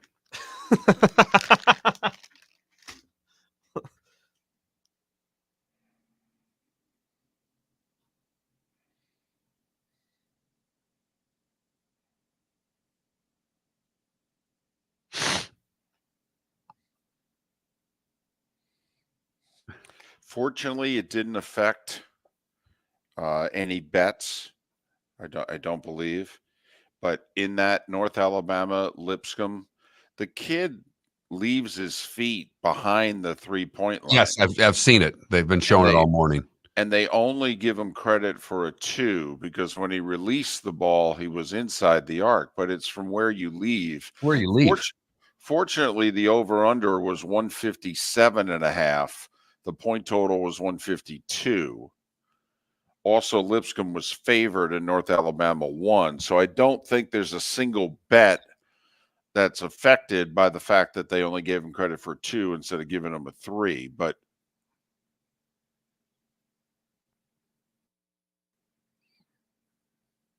and once the officials leave the floor, that's it. Yeah, even though it didn't end up mattering, we can't be having that.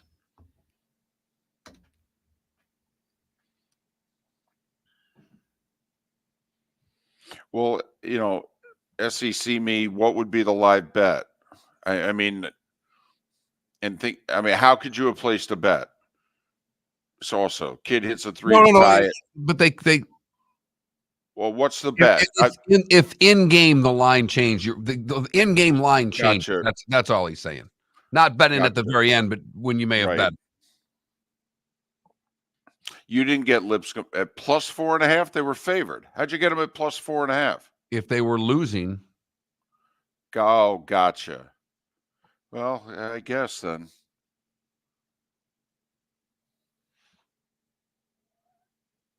Well, no, they were.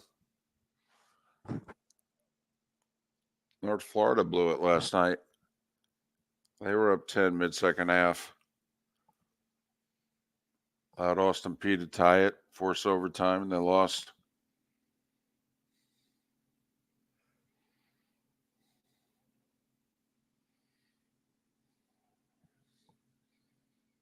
Yes, they do.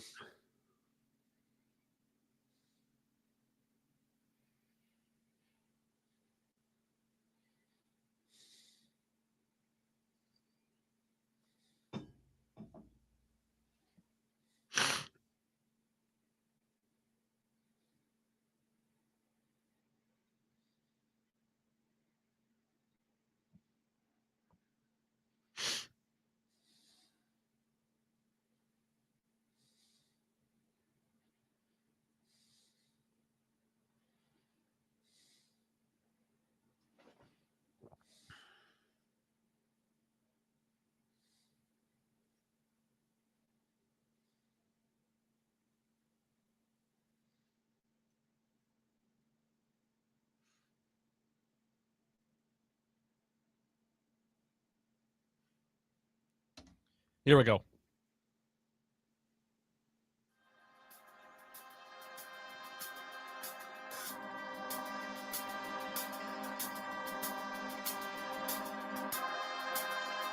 You're listening to Miller and Moulton, only on the Florida Sports Network. And now, here's Mark Miller and David Moulton. 22 minutes until the top of the hour, and that's when our buddy Seth Everett will join us for his weekly visit. Thanks for being with us on this hump day. Miller and Moulton, millerandmoulton.com, and the Twitter handle, Miller_Moulton. Miller_Moulton. That's Moulton, Moulton. Last show of the week for Mark. He's got the Masters, which tees off tomorrow. New location for the Masters this year. Where's it going to be held, Mark? It is the Estero Country Club member guest. Okay. All right, there club you go. That I belong to. It is the member guest invitational. Every year I take a couple of days off, and David knows how much I enjoy this week, and he is mocking me for it right now. No, you know what? You're an No. Here's the deal. You're an LIV golfer, okay, and you don't have world golf ranking points anymore, and this is the only major you qualify for. Okay, that's why this is so big for you. This is your major, and it's the only one that you're eligible to play in. It's one of my favorite weeks of the year. It truly is. I have a lot of fun doing this. I'm looking forward to it. And the way you're speaking to me right now, I can't wait for 10 o'clock. 21,000 is the text line. Let's take some abuse from some listeners as opposed to from my co-host at the moment. Because we brought up that I took all but the last cookie. Yes, listen, you taking 2 days off, you deserve it. Okay. I'm happy for you. I'm a little jealous. Okay. But I'm very happy for you. But the cookie thing, I mean, that could be a capital offense. It depends on how you look at it, but it could be a capital crime. Listener says, eat every damn cookie and be proud of it. There you Another go. listener says, this is a dad tax. She's lucky she got one last cookie. Has dad written all over it. Well, you can tell the dads are responding. Another texter says, one cookie is better than no cookie. Establish dominance.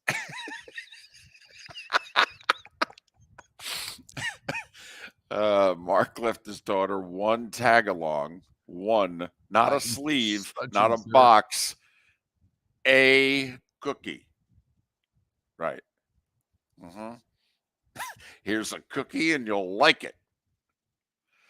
Our poll question is, do you believe that college athletes should be employees? Right now, 57% of you say no. Okay. We did get one response on X, was a hell no. They wanted the hell no classification on there. Okay. And you know what? Listen, I'm fine. We can disagree, but could you offer up a solution then to the cost problem that clearly is out there right now? I mean, college athletics now is at best baseball.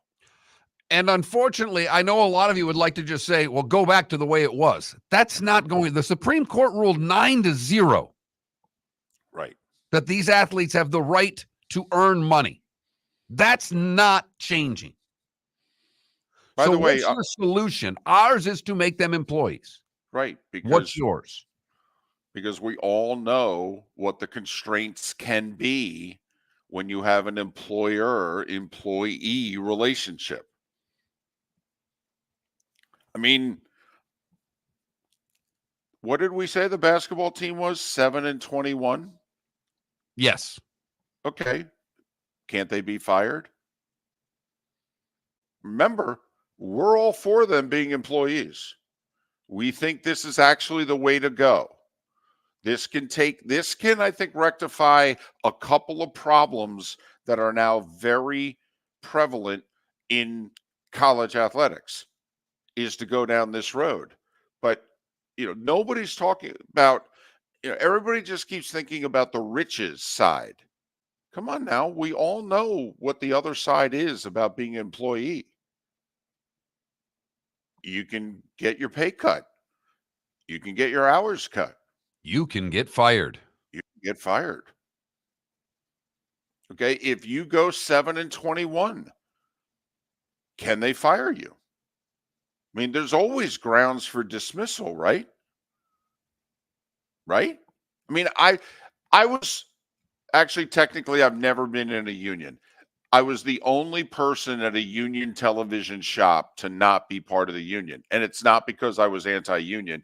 It was because literally I was the only part-time employee in the building in the news division. And there was nothing about being in the union that benefited a part-time employee. And so I said, well, why should I give you guys money that which it doesn't benefit me at all? They And must have loved that. And they basically said, so that people don't look at you and treat you badly as, being a scab and what have you. And I said, nah, I'll take the heat. Thanks. But I'm not anti-union at all. It just didn't make sense for me to be one at that time. So, okay. I mean, Mark, we're in a union. Now, what we do, it's difficult to imagine a couple of radio guys ever being in a union, but let's just hypothetically, we're in a union. Okay. Okay. We negotiated with the bosses and what have you. We have bad ratings. Bosses are going, I can't sell this show. I mean, look at your numbers. What am I supposed to do with this? Well, our contract's coming up for renewal. Yeah, it sure is. This just in. I don't like your chances of renewal. I mean, 7-21. Mark, if coaches get fired, can't players? If they're employees, they could get fired. Yeah. Now the coach is not in a union. Now they may have contract. Depends what their CBA is, David. To be brutally honest. Right. Well, but if you're Dartmouth, and let's just say that men's basketball team at Dartmouth, they want the other athletes in the Ivy League to vote along with them, and they want to be one big collective bargaining unit. Fine. Let's just say they get what they want. Don't you think the Ivy League schools are going to go, really? You're going to make us go down this road? Okay. Okay. We'll treat you like employees. We're now taxing you on the. Well, Ivy League, they pay for school. So, I mean, they don't get scholarships. So there's part of this that is above my pay grade with how this works with Ivy League schools. I would get it because if they're getting a scholarship, then they would get taxed on that scholarship. Well, right. I'm not sure once again, like the reason I didn't join the union 35 years ago at WBRE TV was because there was no benefit in it for a part-time employee. I mean, aren't we actually what is the benefit for the Ivy League athlete to become an employee? You don't get any money. Are you arguing that you should now be paid to be a basketball player at Dartmouth? Okay. Okay. I guess. But if that's the case, and let's just say now they're forced to come up with some kind of stipend, money, whatever, $10,000 a kid. I don't know. Can't they be fired? Yeah, it's tougher to fire somebody when they're in a union. We get it. Coaches are not in a union. They're easy to fire. Also, Mark, you and I work in an industry in which they have non-competes. Oh, okay, you want to be an employee? Fine. You can't go to Princeton. We compete against them. That's called non-compete clause. Ask your parents or your relatives or anybody who's in an industry. Well, again, that would have to be collectively bargained between the union and the schools. Well, right. But do you think that I mean, if the Ivy League schools are actually forced to the negotiating table, we are going to be I can't even come up with the words to say it without it being an FCC violation. But how hard line do you think the Ivy League is going to be with those athletes in the collective bargaining agreements? Do you think they're going to be soft, middle of the road? No. They're going to be as hardcore as hardcore as they can be. And this just in, they've got pretty deep pockets, and I'm guessing pretty good lawyers that are going to represent them when this all comes. Now, in theory, these kids can get good representations. Somebody may do it for free just for the advertising benefit. Also, if your kid's in Ivy League, I'm guessing they've got a few qualified people to argue your side of the ledger. Absolutely. But at some point, the pro bono work's going to get a little long in the tooth, David. Also, I mean, here's the other thing. Don't you think the Ivy League would be willing to, let's just say this goes to the mat and the players win. And let's just say it's now Ivy League wide. You don't think that these schools will look at these employees and go, well, don't know what to tell you. If we can't fire you, what? You won't agree to terms, so you're holding out? You're on strike? Okay, we'll go find 15 more look just like you. You don't think these Ivy League teams will throw basically club players, if you will, the best intramural players in the school? You don't think they'd throw them out onto the court in place of these, holding out employees, if you will? I think they would. I absolutely think they would. I think it's more likely that they would dismantle varsity sports and go to all club before that would happen.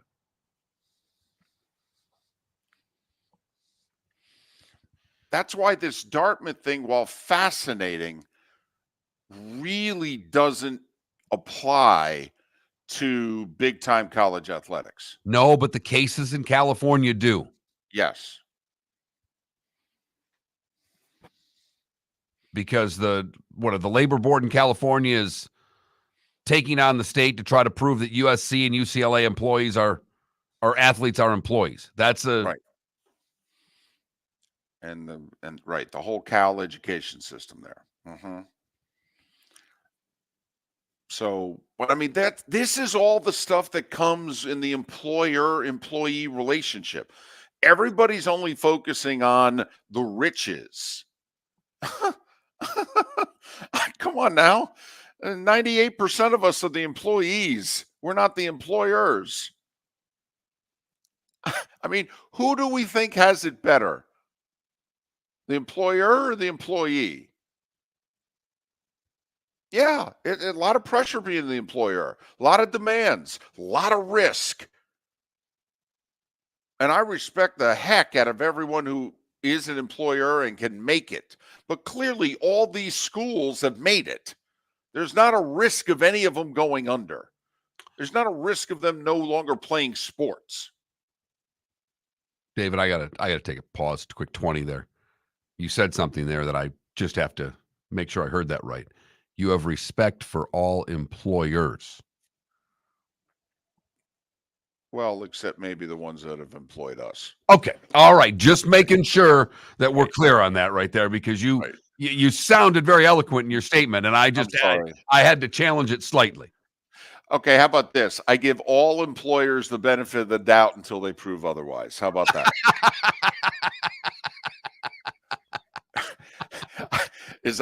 I amend my statement, Your Honor. Is that okay? That's okay. That is okay.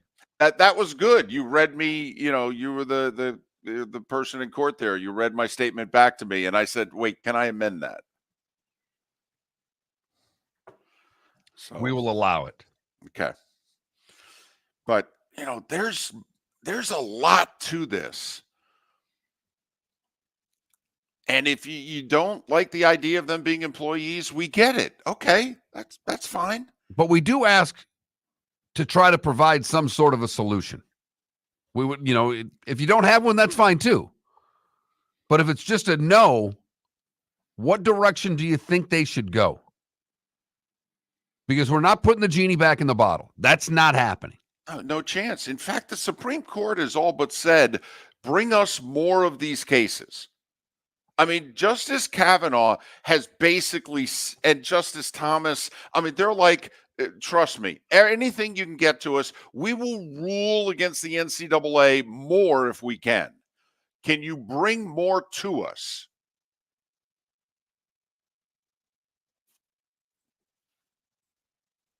I mean, so much so that the AG in Tennessee and West Virginia, that case, they won. The NCAA has suspended any investigations that they're having on third-party NIL groups. Yeah, that ship sailed. That was done. That was a cute idea. Okay, we're going to stick our chest out and, is that the old Mike Tyson thing? Everybody's got a game plan till you get punched in the mouth. Was that what just happened to the NCAA? Yes. The problem is they've been punched repeatedly. They have. They are in the corner getting the standing 8 count as we speak right now, and they don't want to answer the bell, David. They're like, enough. Throw in the towel. No Cut me, mas. Mick. They are allergic to winning in court. Charlie Baker and the NCAA really needs to institute the 3 knockdown rule because they've been knocked down 18 times. Miller and Moulton. Seth Everett will join us next, and Brad Evans as well in the 8 o'clock hour. Thanks so much for listening. Visit Jason and Todd at the Diamond District. 20 years ago, Jason and I had the idea for a jewelry store like no other, with a vast selection of certified diamonds priced 8 to 12% over cost. A team of individuals who are educated, driven, and believe in cultivating relationships. Today, we have become one of the largest independent jewelry stores in the country. Todd and I love what we do and are in the store nearly every day, along with our GIA gemologists, master jewelers, custom designers, and non-commissioned diamond consultants, all of which we consider family. As direct diamond importers, we travel the world, forging relationships and sourcing diamonds. What we love most about our business is that we can call Southwest Florida our home. If selection, value, and comfort are important to you, give the Diamond District an opportunity. You won't find a better diamond buying experience. Todd and I look forward to shaking your hand and welcoming you to our Diamond District family. At the Diamond District. Mark Miller for Molly Maid. Why Molly Maid, you ask? Trust. Moulton was a customer for 15 years. Affordability. Didn't I just say Moulton was a customer for 15 years? Worry-free services. Our professional house cleaners are fully insured. 24-hour warranty. Call Molly Maids today at 239-774-5839. That's 239-774-5839 or online at mollymaid.com/FTMYERS. That's mollymaid.com/FTMYERS. Hello, friends and family of Southwest Florida. Are you looking to tap into the electric vehicle market? Well, look no further because we here at Southwest Florida Golf Carts have just what you need. E-bikes, golf carts, LSVs, scooters, and more.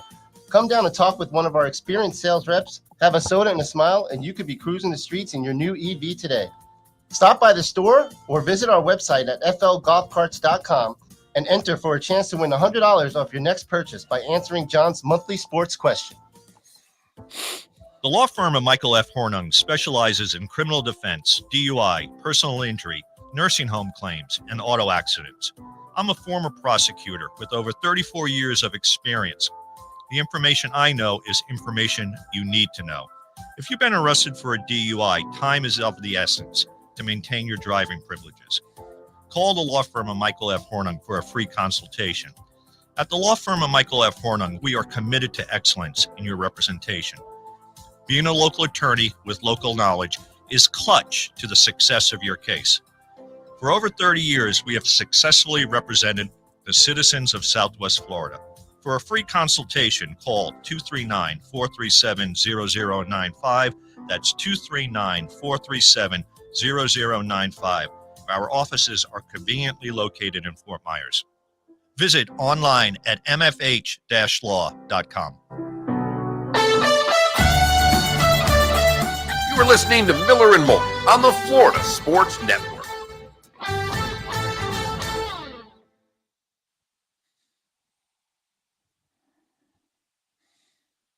Ooh.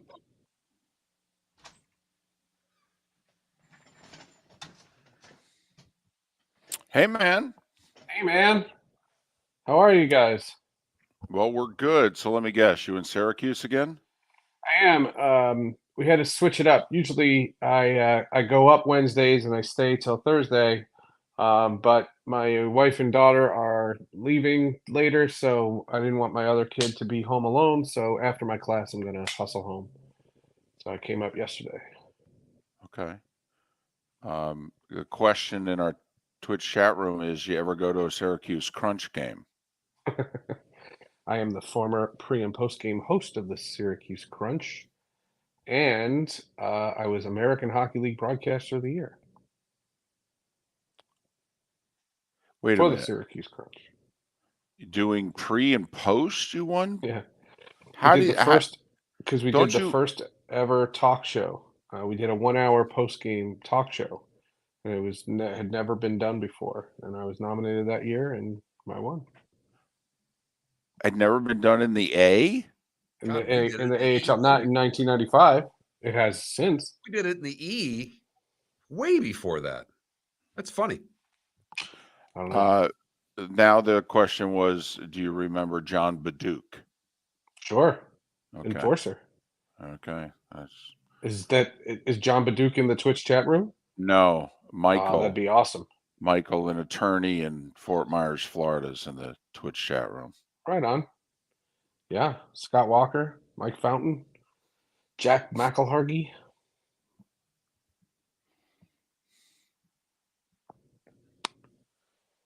Nice of you guys to scapegoat the coach. Okay, don't get me. That was a nice job. What do you mean? The You Devils fired Lindy Ruff. Yeah, it was a birthday present.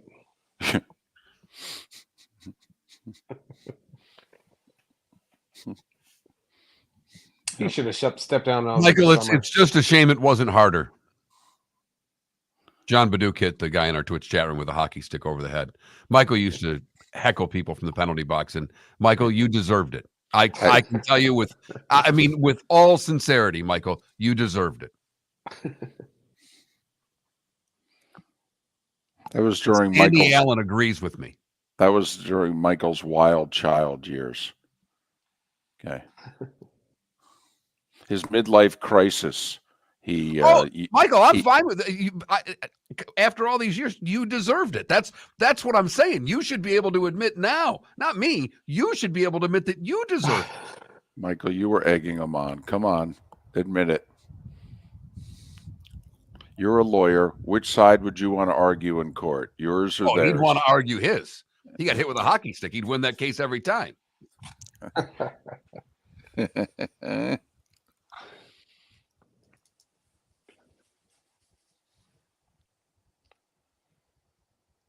So how you doing? How you feeling? Life good? Everything's good. Yeah. Big family weekend.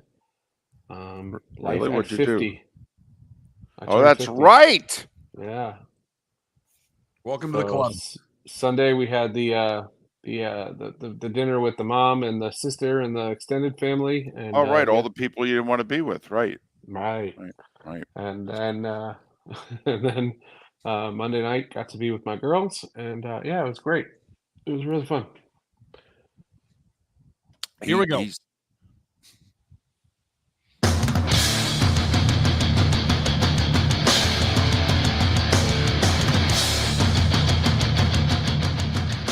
You are listening to Miller and Moulton, exclusively on the Florida Sports Network. And now here's Mark Miller and David Moulton. Miller and Moulton, millerandmoulton.com.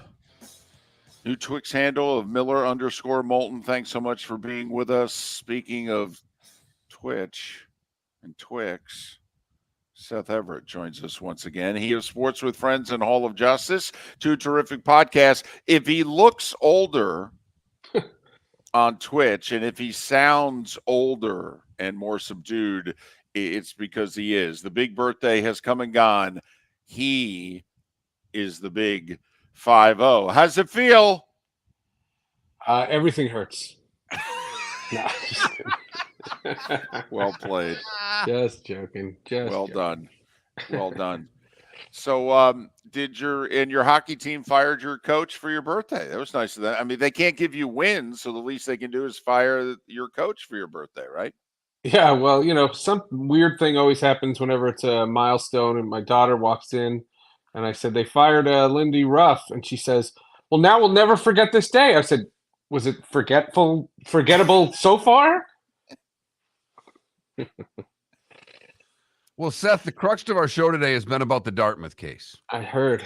And Dartmouth basketball players voting to unionize overwhelmingly. I'm just curious what you think the long game is for this. Do you think that the best move for colleges to make them employees? How do you see the end game of all of this? Well, my initial reaction and the time I wanted to jump in when you guys were talking was simply the NCAA has to react, right? But going into this story, before this story had broken, and with you guys and on my podcast, and I've just talked about this, I just think the NCAA is nothing but a figurehead, and eventually it will dissolve. I've pinned that on 5 years. That's a good round number. I just think the NCAA is over. There will be a new governing body, and it'll be by conference. Yes. And my theory is, you mentioned the court wants to come after the NCAA. I just think the NCAA is on its last licks, and this didn't help that theory. Well, we have called the NCAA event planners for years now, and that's Yeah, I really know. what they are. But okay, let's just say, forget the NCAA. We also think the court is just very much on the side of the current, you want to call them student athletes, college athlete, whatever. Okay, so take the NCAA out of the equation. The court system right now, at least the Supreme Court, is kind of like, we think they are entitled to everything they can get their hands on, because this is a multi-billion-dollar business, and don't tell us it's anything else. So once again, how do you run a multi-billion-dollar business if the labor is not just that? Labor. Right, and then, the value of the scholarship, where does that get factored into? It I think gets taxed. that's a bigger thing. I've often said, I remember in the 90s, I was doing Washington State. I was with Washington State in Washington, and there was a guy that was getting suspended. And I said the best way to penalize them is have a bill slided under their door of their dorm, and they lose the scholarship for the 2 weeks or for the month. These scholarships are hugely valued, and anybody who has disagreed with me, to me, doesn't have student loans. If you have student loans, you understand the value of a free ride, and that has to be factored into what these guys are quote unquote earning. I've said all along, I am a supporter of name, image, and likeness. If someone's getting paid for that, the images should be of the players. I hate the transfer portal, and I think the transfer portal has lessened college athletics, and it has made it obnoxiously unappealing. Seth, on that one though, I mean, the scholarships are 1-year scholarships; they're not 4-year scholarships, and we can cut a player. So why can't they not transfer in your world? Well, to me, the transfer there has to be some kind of penalty, meaning you have to sit out something. The reason why I say that is because every player at the end of every year is a free agent. And I just think that the idea that you can, in essence, legally bribe a player to come if he's an established college player, there's no continuity in the sport, especially in basketball. There's no continuity. Everybody's changing uniforms for any which reason. And to me, it has lessened. I've told the story before. When Adrian Autry took over for Jim Boeheim, someone asked him at a press conference, "What was the first thing you did when you got the job?" And he said, "I called all my players and begged them to stay." That's the exact opposite of what, to me, college athletics are. And let's just say that everyone agrees with you. Listen, it's very unseemly right now. That's rare. It's very unseemly. Most do though, Seth. I don't come across anybody who likes the transfer portal. I hate it. Okay. However, the athletic directors can get up and leave on a dime. Hell, they can get up and leave when they're under contract. I mean, we at least acknowledge the players' deals are essentially 1-year deals, and you're hoping for a 3 or 4 time renewal. Okay, coaches, goodness knows, can get up and leave. Why can't the players? And that's basically what the Supreme Court said in their unanimous decision. They're like, hey, man, they're just pawns in this as well, so they should be able to get the same benefits and the same rights as everybody else in this system. Yeah, it's a messed up system, but the smell test has been, they instituted this transfer portal during COVID, and since then, college athletics have been less enjoyable, in my opinion. And the Washington story is a perfect example, and I don't have a horse in that race, but Washington's coach left, as you said, he had the right to leave. He goes to coach Alabama. The week before the national championship game, Kalen DeBoer didn't even think about Alabama. Now he's in Alabama, and 13 players followed. You gutted their roster. And what sport can you do that in? You can't do that in hockey. You can't do that in baseball. You can't do that anywhere else. So if we're going to start treating athletes like they are employees, The professional sports don't have the player movement that college athletics have. So you would be for a 4-year scholarship then? No, I just think there should be some kind of penalty. So that means if the player says, I need to transfer, I have to get out of said place, there has to be some kind of cost. That's all I'm saying. Well, okay. How about this? You keep comparing it to pro sports. What do we have in pro sports? We have a collective bargaining agreement. The reason they just can't get up and leave is because we've collectively bargained rules. In theory, they're under contract. That's another thing that could happen here, Seth. You could sign these 15 guys to multi-year contracts, and then if the coach gets up and leave, sorry, they can't. void the contract. Well, that's the deal. You have 30 days. If a coach in college football leaves, you have 30 days to go follow the coach. And 24 players did. And that's why we're saying if you offer a multi-year deal, Seth, that doesn't happen. Right. And don't understand. I'm not saying that I'm morally opposed to this or I feel strongly for the plight of the player. I'm telling you from the fan perspective, this has made college athletics less enjoyable. Agreed. So if you want a sport to thrive, make it something that draws me to push the button on my Apple TV to watch your stinking event. But Seth, now you have to make it thrive, but you have to make it legal. Okay, that's the thing. The rules have now changed. So listen, the idealism that we all had is gone. We have to create a new model. Miller and Moulton don't understand how you create the next model of college athletics without making the athletes employees. Because otherwise you don't have any control over them. If there is some system that makes players have to stay and that there's some penalty for leaving, I'm fine with it. It's a contract. That's the system. But what I'm saying is when I'm watching a game, I don't care if they're employees or not. What I care about is Joe Girard, who spent 4 years in Syracuse and decided because he had a 5th year granted to him because of COVID, he decided to go where there was an NIL deal, and he played for Clemson last night. And that makes no stinking sense. He's Seth Everett. Sports with Friends Hall of Justice. Follow him on Twix, Twitter/X at Seth_Everett. I'm with you that it's unseemly and makes no sense. I just don't know how a coach can transfer and have no repercussions. I hear you. But a player can't. That at the end of this, because that's more unseemly to me, is that the coach who is the one who in essence recruited these players, brought these players in. I'm leaving for a better job, but you can't.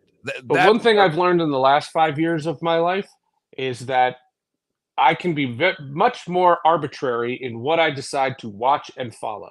And between all the newspaper sites and all the other ability, I can do all my jobs and still not watch the NBA.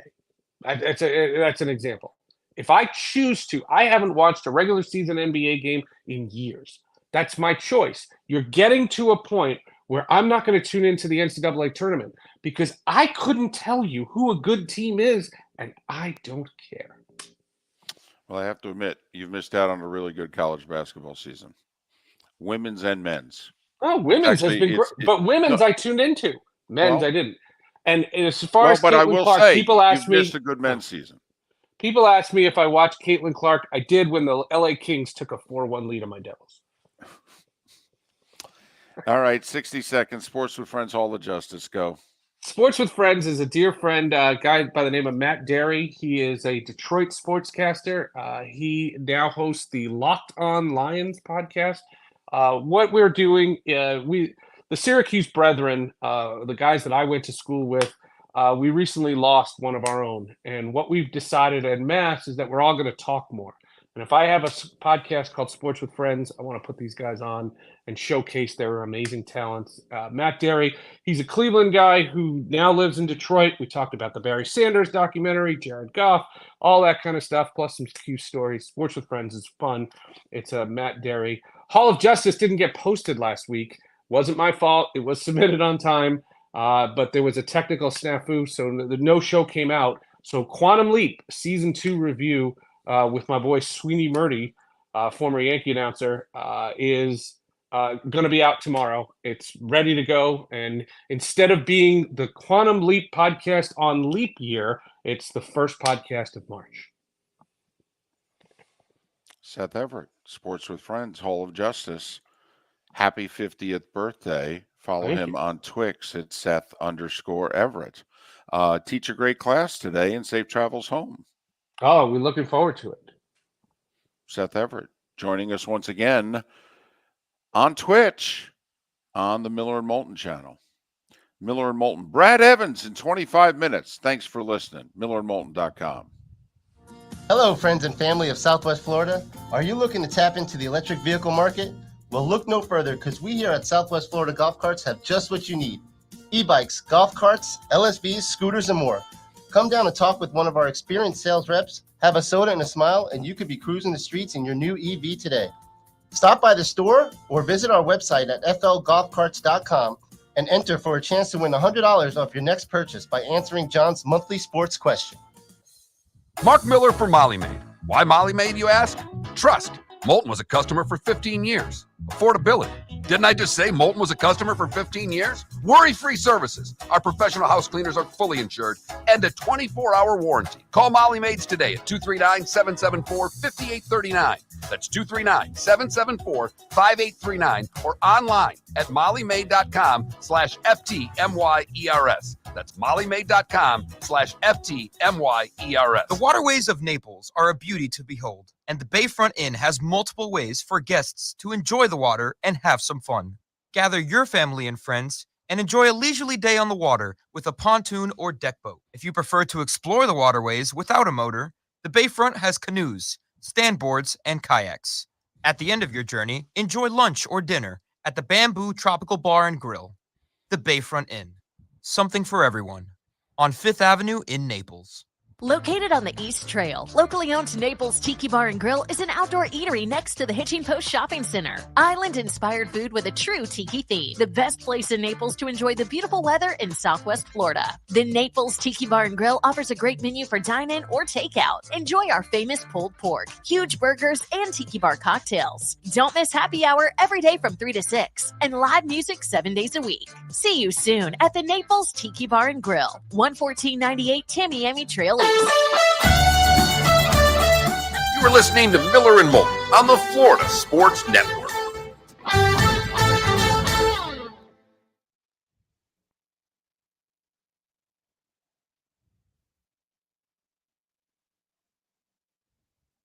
That's not true, Clark. That's not true at all. College basketball is worth watching. I'm not a big NBA guy. It's tough to watch a regular season, but college basketball is a good watch. College basketball season this year has been really good. I mean, the women's season's been spectacular, but the men's season's been good. See, I would argue the other way because the women's season, we've got one team that beats everybody by 25 points and they're undefeated.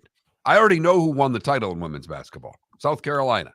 And now, remember they got beat last year. I don't believe that, I'm kidding, Guillermo. I was just joking. I just thought that was pretty funny. No.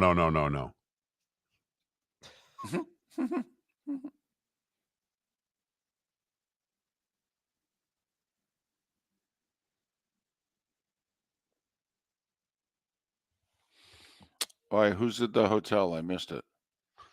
Guillermo said, I'm sitting in the hotel lobby and Dave Winfield and Tony Clark just walked in. I said, either of them want to do a quick interview? Oh, that's nice.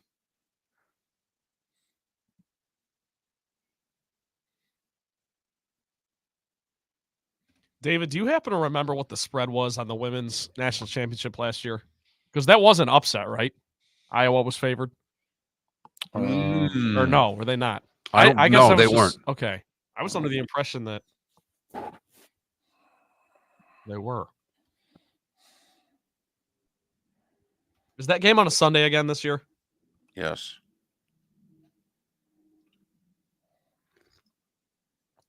You know what, Adam? That's a really interesting point. If NIL's trickled into college golf, how do they play in the U.S. Amateur? They probably can't take any NIL money to play college. I mean, that's an interesting point.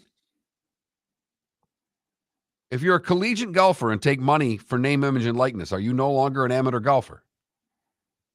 No, I'd say no. David? My guess is they still are. I go back and forth on this though, because I could see it the other way, where it's like NIL is just marketing yourself. Anyone can do that, right? Professional, amateur.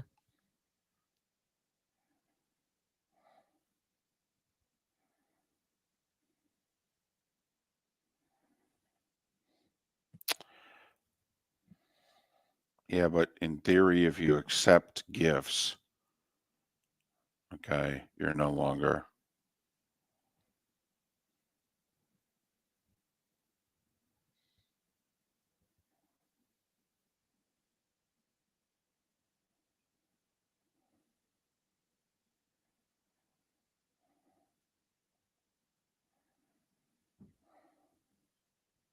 Iowa was a 1.5 favorite. Okay. Oh, they were. Yeah.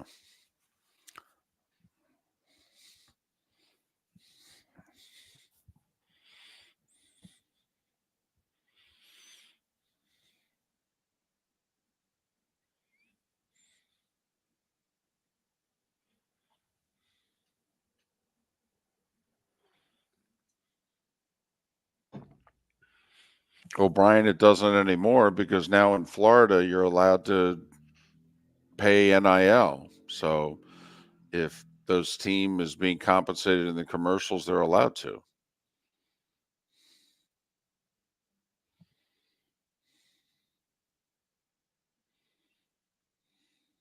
And who knows if he paid the athletes directly? He may have paid the school. You don't know. I mean, he hints that he pays. Did we pay these guys? I know the exact commercial you're speaking of.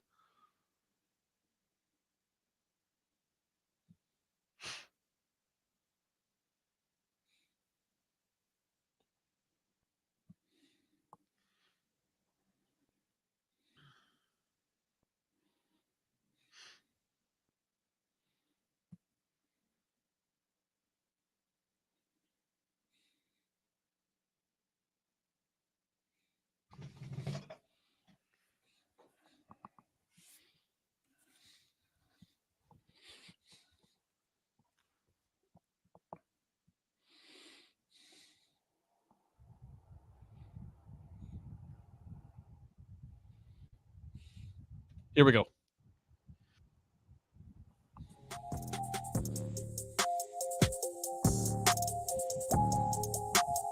You're listening to Miller and Moulton, only on the Florida Sports Network. And now, here's Mark Miller and David Moulton. 21 minutes past the hour. Brad Evans, who in our first act was a frequent guest, and then, well, we transitioned to Act 2, and he transitioned, and he headed west, and, well, we went to mornings, and it just wasn't a good time for him. Now he's in Illinois, so we can. It's close enough. We can do this. He might be, and he brings high energy, but I believe he's an Illini alum. He was at the Purdue Illinois game last night. Brad Evans to join us.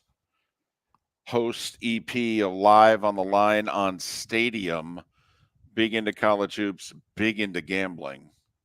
Brad to join us, and we'll ask him about what has become the topic of the day, which is the college athlete is their future as an employee. The Dartmouth men's basketball team voted to unionize yesterday by a 13-2 vote. Dartmouth, the university, not very happy with them. They're going to fight them in court. This could, if Dartmouth wants to, and my guess is there will be a lot of pressure from the other Ivy League schools to have Dartmouth take it all the way to the Supreme Court. I just don't know how they're going to win. If anything, they may just buy themselves with 2 to 3 years of legal fees some time to negotiate a better solution. But the forces at work, Mark, don't seem to be doing very well in court against the modern athlete getting compensated. And by not doing very well in court, they have been losing every single time to overwhelming proportions. It doesn't matter the court. It doesn't matter. The rulings have all been for the athlete. It started with the O'Bannon case. The only major decision that has gone against the college athlete was the National Labor Relations Board 10 years ago deciding not to ultimately make a decision concerning the Northwestern football team and them wanting to unionize. They basically said, yeah, we're going to take a pass on this. You may want to come back at a later date and time when it's more applicable. But that wasn't a court. That was just the NLRB on its own, ultimately deciding we're not quite ready for this. 10 years later, it looks as if the NLRB is ready for this. There's a union that is already got their hand raised for the Dartmouth men's basketball team saying, come aboard. There was a very interesting sentence, Mark, in the Dartmouth University response to the Dartmouth men's basketball team. They said, we work with 7 other unions on campus. It was their way of saying, we're not anti-union, but we're anti-you being in a union. Absolutely. Well, I mean, look at it turns them into employees. Right. And the university just said, I think they called it a sham, didn't they? The idea of them being employees is a sham. Which is funny because that's the phrase that's been used in reverse. But what Dartmouth said is, yeah, they are student athletes here. You want to say whatever you want elsewhere. No. You go to school here. The idea that they're employees here is ridiculous. I mean, Mark, once again, your and I legal background comes from watching Law and Order. But if you had to, wouldn't you want to argue the case for the major public universities who are raking in hundreds of millions of dollars from college athletics as opposed to arguing the case for the Ivy Leaguer? Where there is no money. Or no revenue. Right. I mean, the universities are dipping into their pockets to play sports because they think it betters the college experience. There's not a sport in an Ivy League campus that makes money, is there? Maybe at a couple of the schools, the hockey program might. Okay. Might. Harvard's hockey program may be profitable. I'm not sure. Right. It's possible. It's true. I don't think so, but it might be. And also, I mean, let's face it, you play sports. Why? Because then they graduate and the kids feel good about your school and they get older. They're successful. What do? They give you money. I mean, we know why they do it. We know why they're playing sports. Come on. It's a shell game. But so anyway, there we are. I'm glad this happened, by the way. Because I'm glad. I think this needs to be decided. This is no longer theory. It's at least in some, even though it's a private school without athletic scholarships, it's at least now it's out there. Now it's real. Okay, good. Let's talk about this. Let it get into the courts. Great. Fine. Let's decide this once and for all. Is this a possible solution to some of the myriad of problems we now see in college athletics have? 21,000 is our text line. Our poll question today is, should college athletes be considered employees? And right now, 56% of you say they should not. Okay. That's a lot closer than I thought it would be. I'm with you. I thought it'd be 2-1 at least against. Yeah, I did too. And I thought it might be 3-1 against.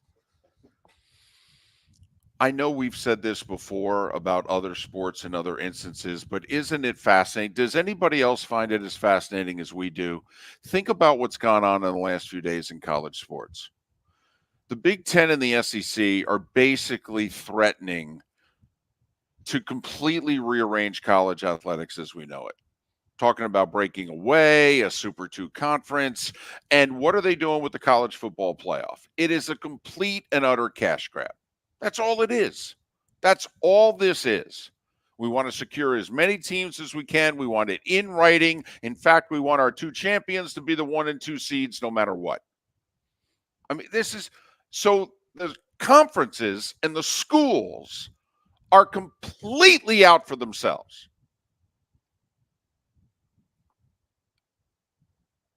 But the athlete can't be.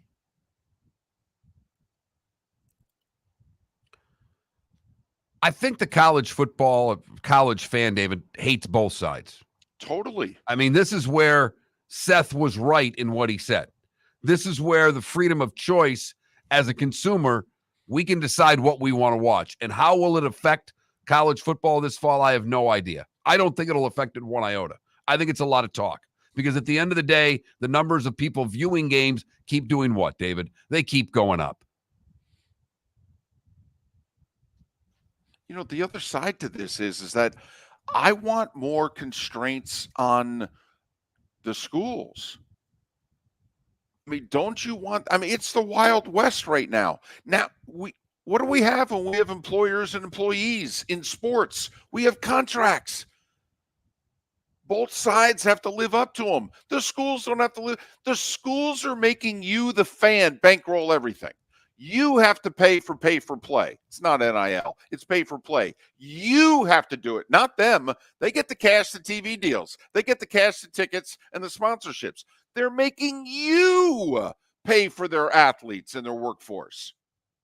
Don't you want the them? labor pool is still free for the college. I mean, at the end of the day, the labor pool is 100% free. The college isn't paying a dime. As David pointed out, who's paying for it? You. Don't you want them to have to pay for it? Don't you want to rein in your own costs in this equation? I would want to. I mean, what's your TV deal? How much money are you getting from this Fox Big Ten deal? Miller and Moulton.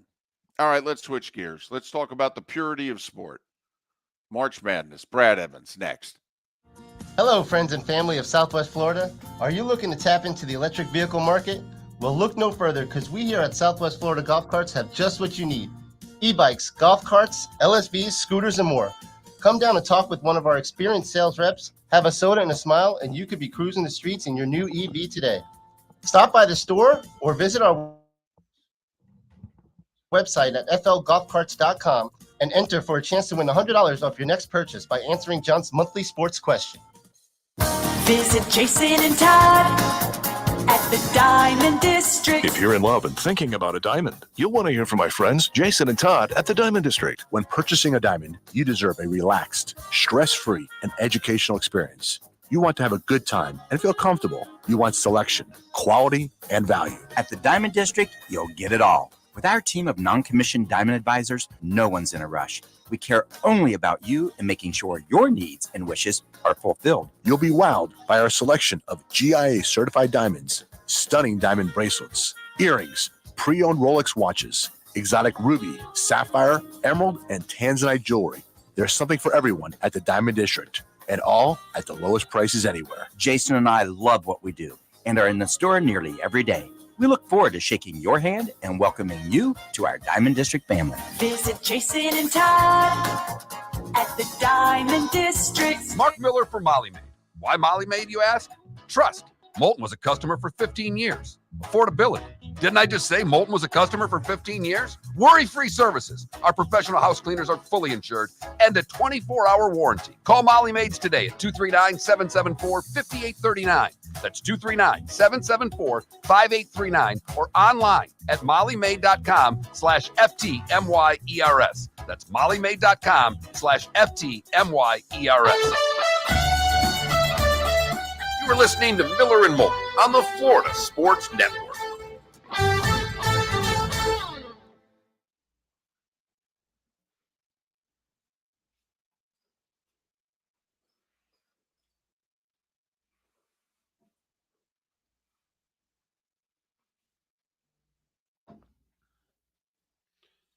Oh, there it is. Do the Cowboys have a culture problem?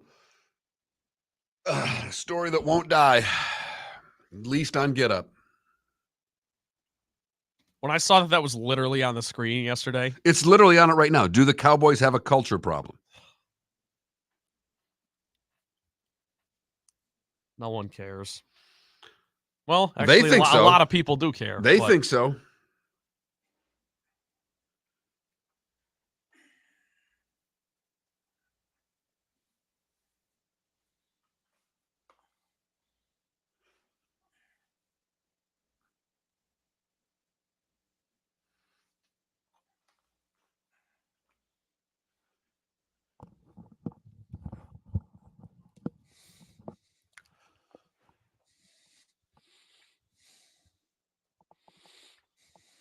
Literally on Get Up right now.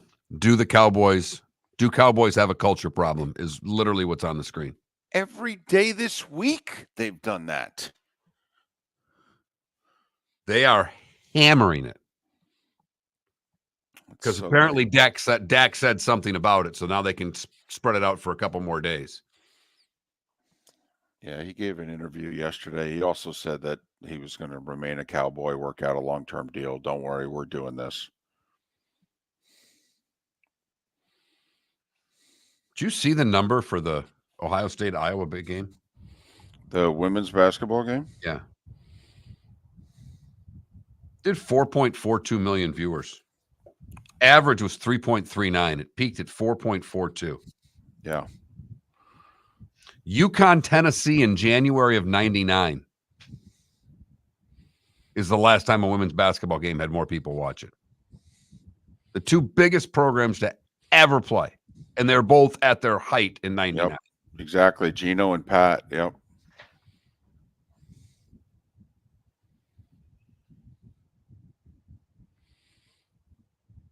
It's not only second most watched college basketball game of the season. Michigan State, Arizona, that followed a Thanksgiving game on Fox, is the only one to do more people. Yeah, and that's that's really a false, and that's a false rating because it had a 30 million viewership lead in. Exactly.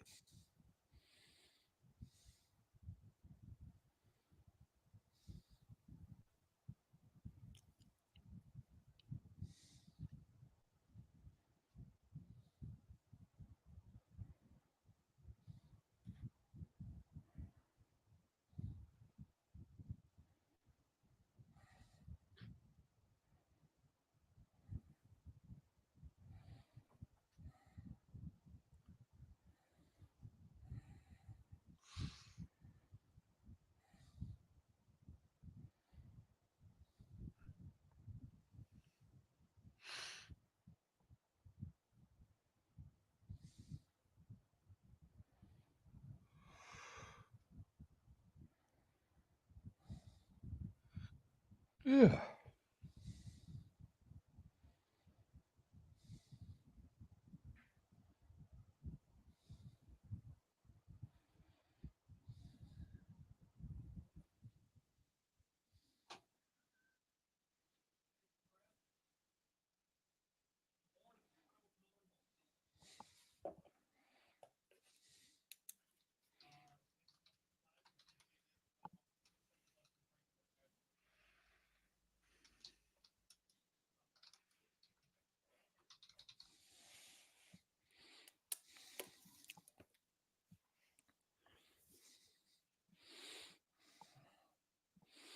No, RCB, he's not going to get what Dak makes. The question is he going to get what Daniel Jones makes? It's huevos, right? Yes.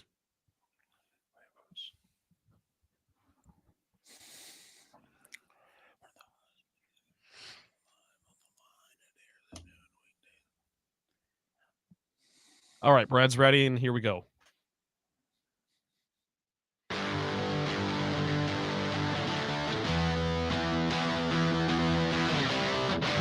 You're listening to Miller and Moulton, only on the Florida Sports Network.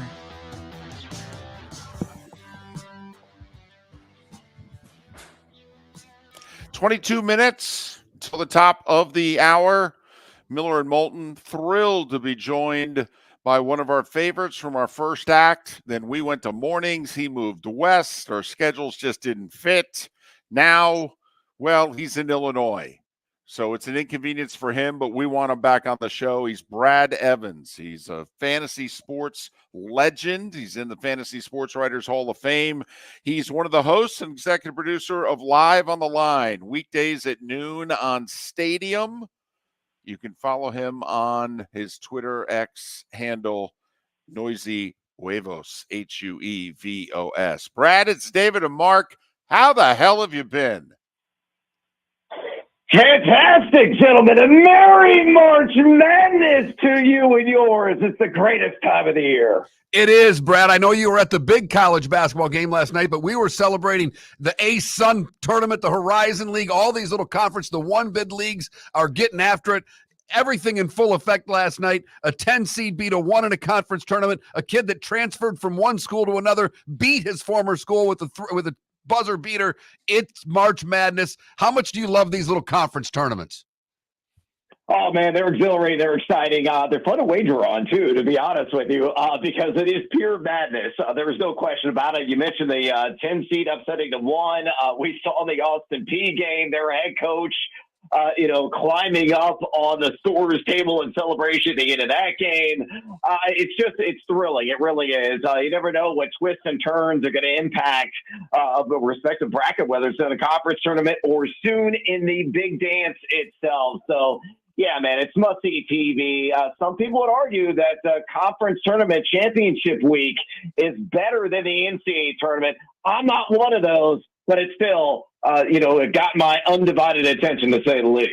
Well, Brad, we are one of those that think that this week, though, is better than next week. We like the small conference tournament one bid week more than we like the big conference tournament week. But, yeah, nothing compares to the madness. Hey, listen, talk to us your scouting report, if you will, of the two teams last night.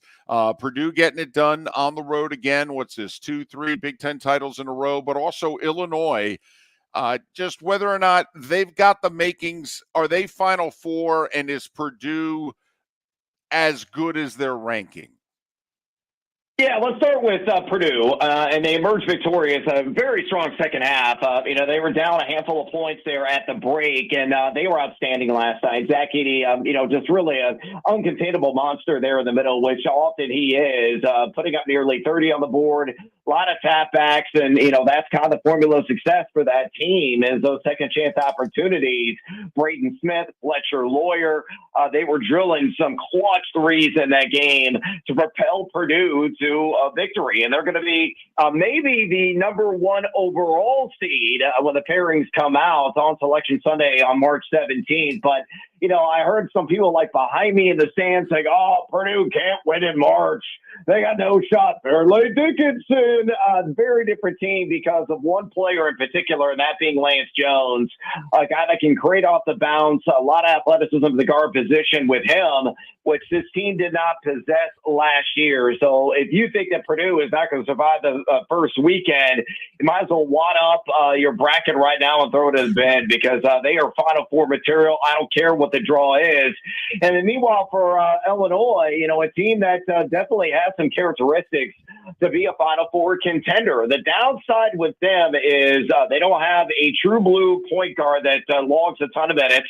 Ty Rogers usually gets the majority of the minutes there, but he plays more like a power forward, and they have not closed out mighty opponents, evidenced by last night throughout the entire season. But they are a matchup nightmare. They have a ton of size. Coleman Hawkins, in particular, can play every position on the floor. Karen Shannon gets downhill, gets a lot of and-one opportunities, and Marcus the Mask, old school game, very sky-high basketball IQ, and a guy that just really bludgeons of opponents around the rim and can step out, hit some threes as well. So Illinois will be a tough out in the tournament. We'll see what the draw is. Got to project it right now as a 4 seed, but one certainly that can make a trail all the way to Glendale in the Final Four. The ones right now, at least to a lot of people, are Connecticut, Purdue, Houston, and Tennessee. Which one do you trust the least? Well, I tell you what, guys, it's probably Houston. And, I think all of them are outstanding. I think UConn, pound for pound, is the best team in the nation. Much better than the team that cut down the nets and won the whole enchilada last year. I like this Tennessee Volunteers team. Dalton Connect making himself a pile of cash right now. Just a massive nightmare. Especially, from outside, every time it leaves his hands, I think it's going through the cylinder. The downside with the Cougars is this. They're a phenomenal defensive team. I describe them as a zombie horde. They're voracious. They're insatiable. They get a lot of turnovers, and they get the occasional sprint out. But because of their great offensive rebounding prowess, because of that defensive knack, and ability to turn people over, it masks a lot of flaws offensively. They need second and third opportunities to put the ball through the cylinder consistently. Not a particular deep team, and one that, if they get into a matchup where they're facing a team with guards that can beat that press, can squeeze the rock and not cough it up, given their shortcomings offensively, I think the Cougars are vulnerable this year. Maybe not to an early round knockout, but one in which they may not survive their draw, their bracket, whatever that might be. He's executive producer and one of the hosts of Live on the Line. It is weekdays at noon on Stadium. He is Brad Evans. Follow him on Twix, Twitter/X at Noisy Huevos, HUEVOS. We were talking about it briefly during the break about the ratings for women's basketball this year. Has the money increased dramatically on betting women's hoops yet? Or is it just getting eyeballs, but it's not getting the money yet? Oh, no, it's getting the money. And handles, especially in anything attached to Caitlin Clark and Iowa basketball, have been extraordinarily high. I haven't been able to, talk to some of the insiders yet as it compares to previous seasons. But my guess is that it's probably at an all-time high. The interest with that sport is just skyrocketed. It's enthralling. It's compelling. It's riveting. You could have wagered on Caitlin Clark. What kind of shot was it going to be for her to break the record of Pistol Pete's esteemed mark? And, of course, nobody saw the, technical foul free throw coming. But that one paid handsomely. It was like plus 450 for her to snap that record with that kind of bucket. So it's stuff like that, which, captures a viral audience, and people just want to raise their level of entertainment and engagement. So, yeah, women's basketball at an all-time high right now. Outstanding product across the board. But I love Caitlin Clark. I still don't see anybody knocking out the South Carolina Gamecocks when it comes to tournament time. I'm with you, Brad. They're just demolishing everything in their path and winning by double digits every single time they play. But on the men's side, who's a team that that might sneak up? I mean, last year we had Miami get to the Final Four. We had FAU get to the Final Four. We had San Diego State, teams that maybe weren't expected. Who are you have your eye on this year that can make a tournament run that maybe others don't? Yeah, I'll give you a couple of teams, and both were in action last night. Both got some marquee victories. One, the Florida Gators. I think Florida is a fascinating team. Todd Golden is coaching his tail off. Really resurrected that program in just the second year, and they're one of the best offensive rebounding teams in the country. They can play at variable paces. They prefer to run, and you saw that against Alabama, and as a reason, a team that is going to be an extraordinarily tough draw because they can beat you off the bounce, they can beat you from outside, and again, their defensive acumen has really increased. So I got to project it right now as a bottom end number 6 seed. Very tough draw, and a team that could certainly make some bracket noise come into tournament time. And another team out west, I love the Mountain West Conference, guys, and the Nevada Wolfpack, man, they're howling at the moon right now. They go to Boise last night and skinned the local potatoes there, and the Boise State Broncos getting another win on the road. They are now 8-3 straight up away from Reno, and that's usually a strong measurement and characteristic to own. Getting those high leverage environments, which is really uncomfortable for a lot of teams. See, like Nebraska, for instance, only a couple wins in true road games, but Nevada just goes at other people's houses and knocks them off. And we're talking about quality competition. They got strong guards. Jared Lucas is playing his tail off. Last year, hopefully, he's going to be back and healthy here in short order, and a pretty good rebounding team as well. They DU up. So balanced squad overall. And I think, the pride of Reno, I got to project as the number 7 seed, could be that classic number 7 being a 10 and then knocking off a 2 and tasting sweetness in the NCAA tournament. Steve Alford getting it done for Nevada. All right. We are of the belief, Brad, that the Valley should get 2. We're of the belief we would love to see Grand Canyon, McNeese State get at-larges if something were to happen.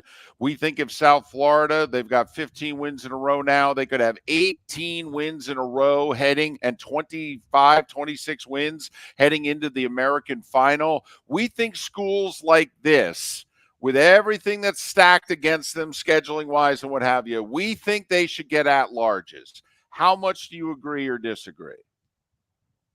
I would love to see it, guys. But the bottom line here is the system is playing against them. And, it's unfortunate because they're trying to schedule tough opponents in non-conference play, especially when you have an older team that may be electric offensively, say the Indiana State Sycamores, for example, a gaudy net at number 30 overall. But that, in a way, is deceiving because of their, non-conference schedule, rather mid or May at number 183. But, yeah, I agree. The Valley should get a couple of teams. I would love the Indiana State to, be at the center of the argument in the selection committee room. If they get bounced in the Valley and Arch Madness in that tournament, they deserve to dance because we need the goggles. We need Robbie Avila in the dance, a guy that is must-see TV. He's a little bit clunky, maybe not the most athletic guy, but he does a little bit of everything, and it's fun to watch. I mean, I agree. Like the Sanfords of the world, even Princeton, we saw what they did last year in the tournament. They're teetering on a top 50 overall net out of the Ivy League. These are really good teams. And looking at the bubble this year, it's awful. It's the widest, most disgusting bubble I have ever seen in doing, bracketology for nearly 20 years in this business. And, I think you should, give one of those smaller schools a nod, say over the likes of a New Mexico, a Virginia, which nobody wants to watch. Not maybe so much St. John's, who's looking very much like a tournament team, but there are a lot of back-end squads on the bubble that just have visible, disgusting, throbbing warts. And I think the little guys and some of those majors far more deserving because they're just churning out a better product. Very quickly, your thoughts on what happened at Dartmouth. Do you see that as the future of college athletics in the next 3 to 5 years, that they're becoming employees? Yeah, I think we're hurtling toward that, and I understand it. I get it. Look, with NIL and how it's changing the game, and guys getting paid, women getting paid as well, making money hand over fist, they got to figure out a way to structure the system, and it could benefit everybody because I think it'll make it more streamlined and concrete of where everything is going, because right now it's very much the wild, wild west. So way to go, Dartmouth, getting it done and maybe setting the course naturally there in the Ivy League for the rest of college athletics. He's Brad Evans, executive producer and one of the hosts of Live on the Line, weekdays, noon, Stadium. Great follow on Twitter/X at Noisy Huevos, HUEVOS. Brad, it is great to hear from you. Thanks for your contribution to the show. Continued success. We're big fans. Hope we can do it again. Muchas gracias, amigos. Enjoy the madness. Brad Evans. At least I wish he'd bring a little more energy in the morning. I know. It's tough. You wake guys up and, they're just getting started, might not have their 4th or 5th cup of coffee yet. Right. Man drinks tequila for breakfast. That's what you two used to discuss back in the day. First act, we were in the afternoons, so we could get him. It didn't matter where he was, and we would start every interview with Mark and Brad just talking about tequila. What's the recommendation this week, and et cetera. Mm-hmm. Eventually, I almost did finish off with what's a good tequila breakfast drink. I mean, we've got the Screwdriver, we got the Bloody Mary, we got a lot of vodka drinks. I don't know what, maybe a tequila sunrise to start your day off. I think that's the would move. be your breakfast drink. I need to know that for tomorrow because it will start in earnest for me tomorrow morning. Well, reach out to him. Got his phone number. You can DM him also. Okay. Exactly. Brad's one of those guys you can reach out to. He'll answer. He's big on the Gators. Yeah. Big on the Florida Gators. Asked him a team to take a look at who could make a run that's not near the top of the line. He went with the Florida Gators. We're Miller and Moulton. Thanks so much for listening. The law firm of Michael F. Hornung specializes in criminal defense, DUI, personal injury, nursing home claims, and auto accidents. I'm a former prosecutor with over 34 years of experience.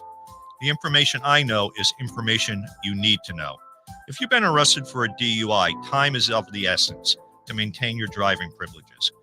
Call the law firm of Michael F. Hornung for a free consultation. At the law firm of Michael F. Hornung, we are committed to excellence in your representation. Being a local attorney with local knowledge is clutch to the success of your case. For over 30 years, we have successfully represented the citizens of Southwest Florida. For a free consultation, call 239-437-0095. That's 239-437-0095. Our offices are conveniently located in Fort Myers. Visit online at mfh-law.com. Located on the East Trail, locally owned Naples Tiki Bar and Grill is an outdoor eatery next to the Hitching Post Shopping Center. Island-inspired food with a true tiki theme. The best place in Naples to enjoy the beautiful weather in Southwest Florida. The Naples Tiki Bar and Grill offers a great menu for dine-in or takeout. Enjoy our famous pulled pork, huge burgers, and tiki bar cocktails. Don't miss happy hour every day from 3 to 6 and live music 7 days a week. See you soon at the Naples Tiki Bar and Grill, 11498 Tamiami Trail East. Visit Jason and Todd at the Diamond District. Hi, I'm Jason. And I'm Todd with the Diamond District. I believe in complete transparency. If you're shopping for diamonds in Naples, you're paying too much. If you're shopping in the Cape or Fort Myers, you also won't see the selection you deserve to have. If you're online, there's no human connection, and you won't know if your diamond is beautiful or not until it shows up in the mail. Just because it's GIA certified doesn't mean it's brilliant. There's so much more to a diamond than its cut, color, and clarity that makes it beautiful. Visit us at the Diamond District for a non-commission and educational presentation and quit paying more in Naples or buying blind from the internet. The Diamond District has the rarest diamonds from half carat to 10 carats. You won't find a bigger selection or better value. And you won't find a better buying experience. Jason and I are in the store nearly every day, and we look forward to shaking your hand and welcoming you to our Diamond District family. At the Diamond District. Mark Miller for Molly Maid. Why Molly Maid, you ask? Trust. Moulton was a customer for 15 years. Affordability.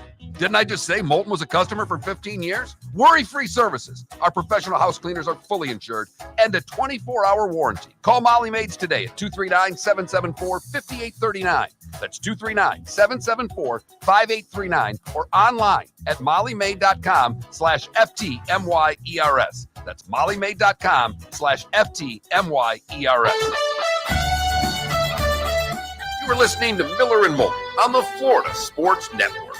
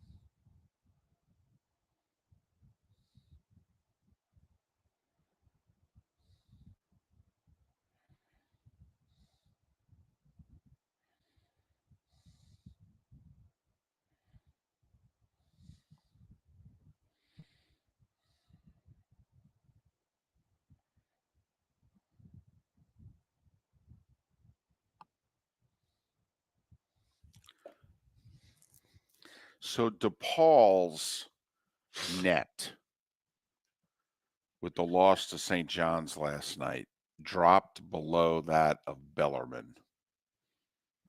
Bellarmine won 8 games this year in the A-Sun. What's DePaul's net? To what? 316. Holy blank. Apparently, they're going to be just the second Power 6 team ever to finish with an RPI net, whatever, in the 300s. There's like, I think 350 something, 363, something like that number of teams playing Division I nowadays.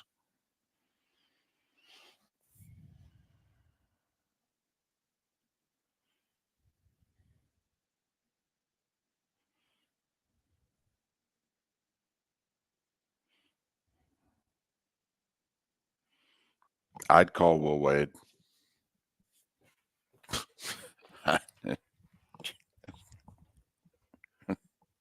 Let's get serious.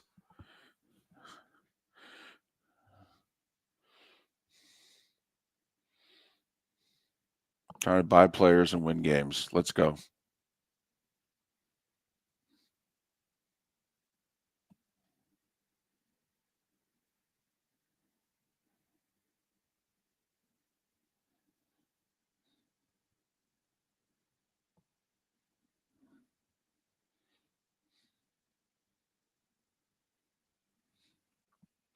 By the way, it's gonna be bad next year for. If I had to bet right now, it's gonna be bad next year for FGCU.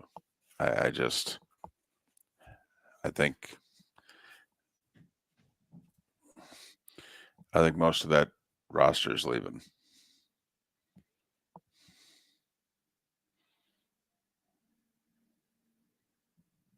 Credit to us for being on the Gators early. Well, you more than us. Even. Yeah, you more than us. Yeah, but you guys didn't disagree. Nope. You just didn't really. But we did not jump on them the way we jumped on Miami last year. We were. That's there might not have been anyone in the country who jumped on Miami before us last year. Very impressive. Like, we jumped on Miami before the Super Bowl last year. Like, the week leading up to the Super Bowl, we said this team can go to the Final Four.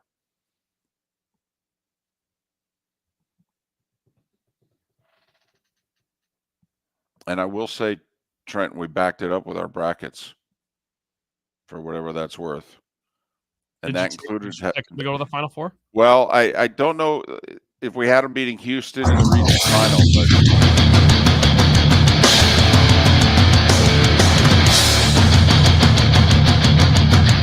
You are listening to Miller and Moulton, exclusively on the Florida Sports Network. And now here's Mark Miller and David Moulton. It's Mark Miller in name only. Mentally, he is gone. Kaput shot. Final hour of his week because he's off tomorrow and Friday playing golf. So he's gone. He gone. You pull a Hawk Harrelson on us for this final hour? He gone. Huh? You talking to me? No, I'm fully. I'm in. I'm in until the end of this hour, David. You've got me. I've made a commitment for 3 days this week, and I can fulfill that commitment. Well, physically, but I mean, do we have you? No, you have me because I've enjoyed what we've talked about today. I enjoyed the abuse that I took today. Well, you left your daughter one Girl Scout cookie. Now, one. That's 100% correct. It's not like I did eat the 14 cookies that were in there and left one. There were 3 left. I had 2. Text her. It's an important life lesson. First, Dad's taking your cookies, then it's Uncle Sam taking your paycheck. Got to teach him young. Wow, that's a hell of a point A to point B. He just Right. went there. This texter says she didn't say thank you for the cookie. Seems a bit ungrateful.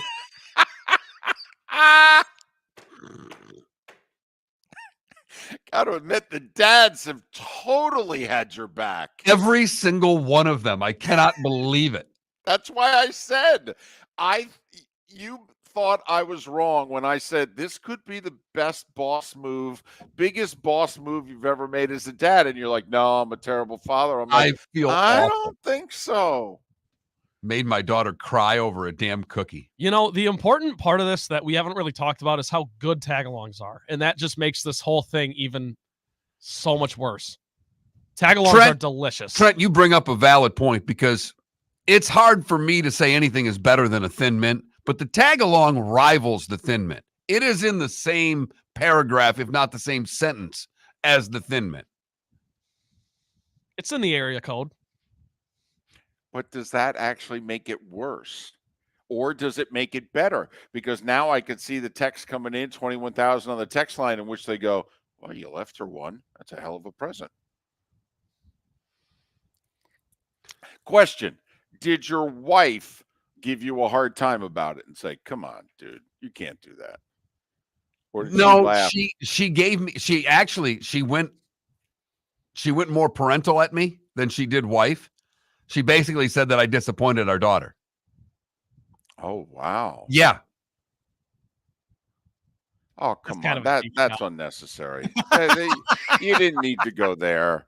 I mean, Trent, have your parents ever said they're disappointed in you? Oh, yeah.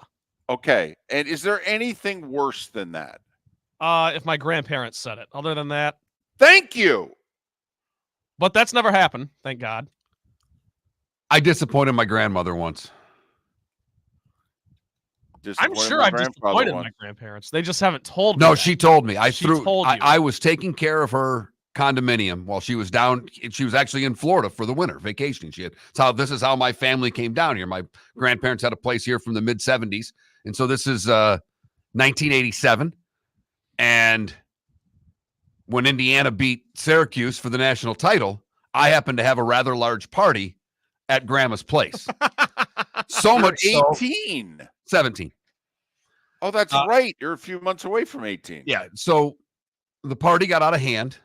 She lived in a condominium complex, and the party got so much out of hand that apparently she got a phone call and they were threatening to kick her out of the condo complex because of the bash that her grandson had. And when she flew home, and my mother, who wanted to kill me, brings me to grandmother's for grandmother to lay the boom on the grandson, all she could do was tear up and say, I'm really disappointed in you. And my mother's looking at her mother going, that's it? That's all you've got? No. I expected way more than that. Then again, it cuts deep. It did. Deep. It cuts you open. I don't know if anyone's ever said anything worse to me than when my grandfather told me he was disappointed in me. He didn't play golf with me for 2 years after how I behaved on the golf course with him and a couple of his buddies. I threw a club. That'll do it. He was not happy. Not happy. 45 minutes. It was a mid-iron. I was in the middle of the fairway. So I think it was a 7-iron. Well, it's the best club in the bag. You don't hit the 7-iron well, give it a toss. Totally. And anyway. Yep. Disappointed in me. So have you disappointed your grandparents? That's probably the top of the list of bad disappointments. But the wife came at me with basically that I disappointed my daughter. Yep. And it works. That's passive aggressive. That's some good Catholic guilt right there. She's got this down. She really does. So, but anyway, I think you need to go home. You need to tell her, I don't know, man. We threw it out on the show. The guys all have my back. As long as I've got a box of cookies when I do that, I'll be fine. Listen, I threw it out on the show, and the guy said that daughter and you have to suck it up. Right. You should be thankful that I left you a cookie. And why didn't you thank me for that last cookie? Right. So that's some of what we've discussed today. Oh, yeah, the Dartmouth men's basketball team is going to unionize. Yeah, okay. And let me tell you, next week when you come back, it's going to be nuts because Monday is when, wait for it, it's got to be one of the best expressions in sports, right? Legalized tampering. period. Yeah. Right. As if it going on throughout the year is, illegal. But now, actually, on Monday, you can say a guy's name who's not under contract with your team. You can even say it out loud. Like the Philadelphia Eagles Monday can go, we want Saquon Barkley. There's nothing the Giants can do. Nothing. I mean, the business year doesn't start till what, Wednesday, the 13th, I think? But Monday, the 11th, is when the legalized tampering begins, which basically means the deals will be done by the time that Mark returns to the show Monday. They're done. They're already in a drawer. Done. And where will Russell Wilson land? Where will Saquon Barkley land? All those running backs. Seriously. Josh Jacobs, Derrick Henry, Eckler. Swift. Hell, both running backs in Green Bay could be let go. Apparently, the Packers have told A.J. Dillon, we're done with you. And if Aaron Jones doesn't restructure here, they're going to send him loose too. I mean, the running, there could be Swift. There could be 12 proven running backs that are on the market next week. Yes. That you're just talking about the good ones. Absolutely. So, because Pollard's, he was hurt, but Pollard's on that list too. But next week's going to be nuts. It's the NFL's answer to the first week of July in the NBA. It's when they say, oh, really? You think you do free agency better than us? And by the way, how embarrassing is it going to be for Major League Baseball? Watch what's going to happen in the next week to 10 days in the NFL. And now think about how the offseason went in baseball. What if Boris doesn't even have his 2 high-priced pitchers in camp yet? Unbelievable. At what point, if you're those 2 pitchers, do you call him out on this? Because he's told you he's going to get you money. One guy didn't get money in Bellinger. So you got 2 guys sitting here waiting to get paid. And if the Yankees don't bite on one of them,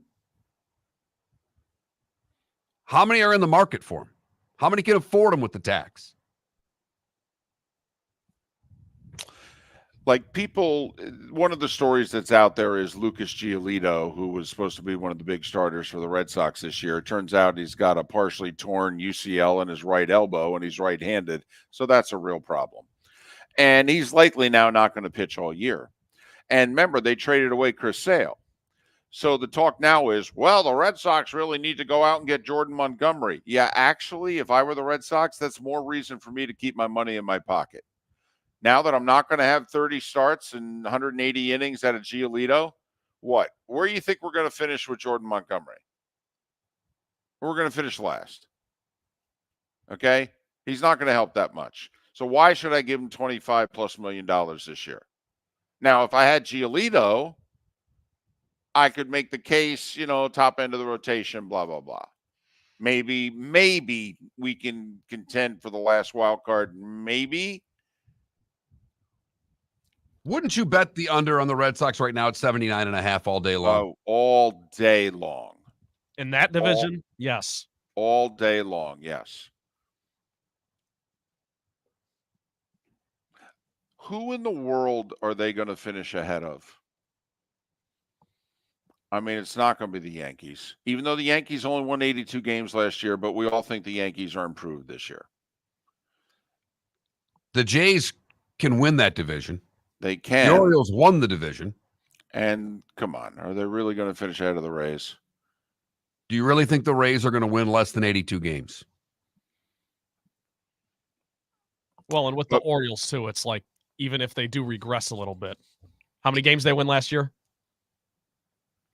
The Orioles.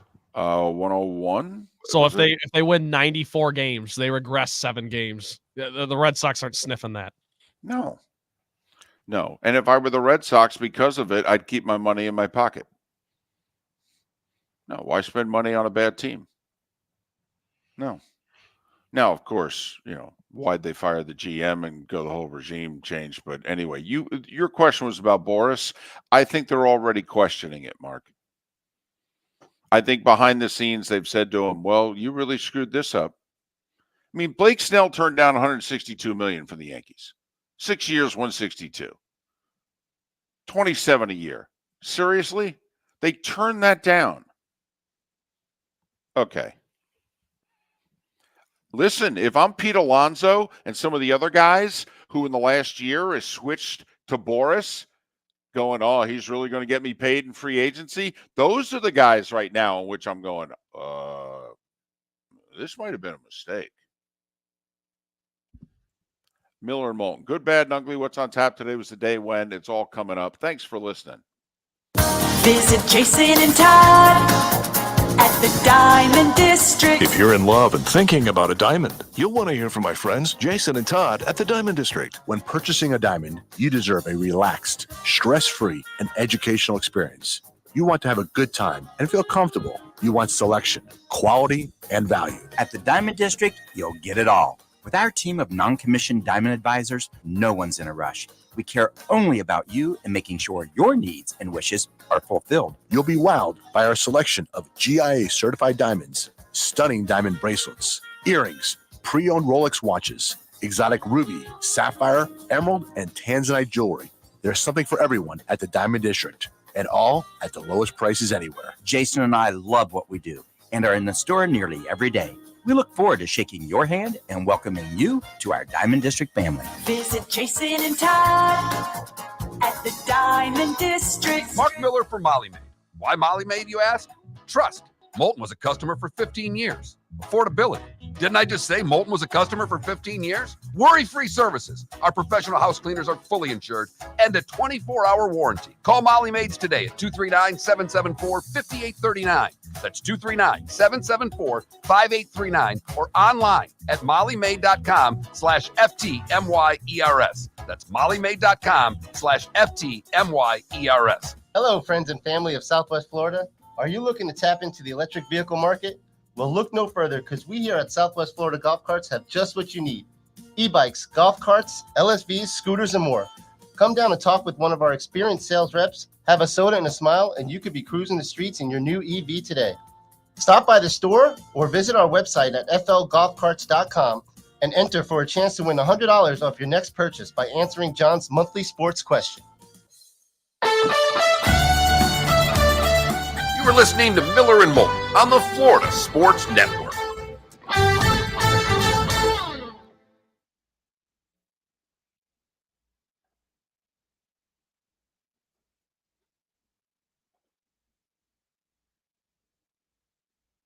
So, Mark, what's the plan today? What's that? What's your plan today? What are you doing? Practice round. Practice round. Nice. Today's the practice round of the stag party. Is the practice round pretty loose? Yeah. Basically just going out there for fun? I mean, there's a little competition, but it's just fun. Then there's a dinner for just the participants and a little extracurriculars, a little gambling and things like that go on tonight. Sounds right up your alley. It'll be a good time. I'm in the second flight. My partner is a stick. I don't mess around. I bring ringers in for this crap. I'm not here to lose. And my partner's a 1.5 handicap, and he's 5 foot tall. And I'm not joking. Smiggy he says he's 5'2". Smiggy, I know you're listening. You're not 5'2". You may have been 5'2" at one point. You're not anymore. And he can flat out F and play. Bring in the ringers. Played at Saginaw Valley State University. Played golf at SVSU. Oh, really? Yep. All right.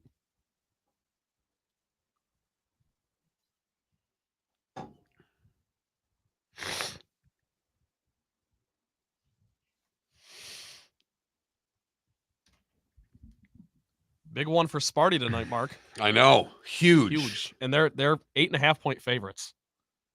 That's a big line. My buddy's nephew plays for Northwestern. The big kid? Yeah. Yeah. They don't beat Northwestern, so we'll see. I mean, they haven't beat them in like 3 years. So we've got UCF tonight getting 8.5 against Houston. Got Marquette getting 5.5 at home against UConn.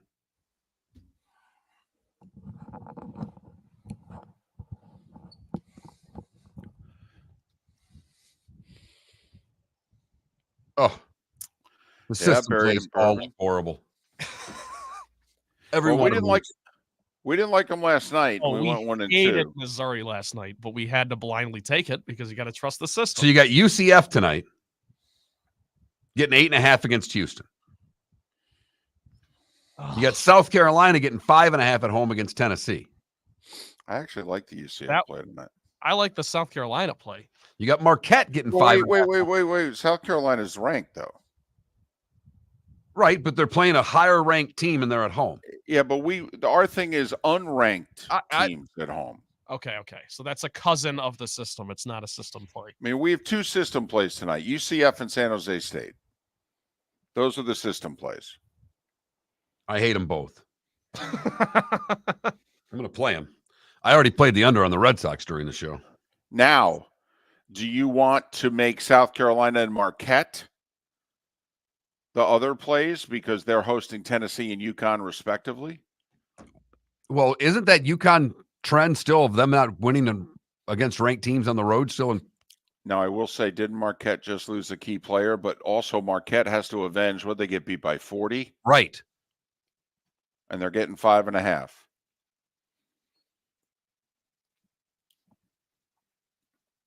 Tennessee can win the SEC regular season tonight, can't they? I believe so.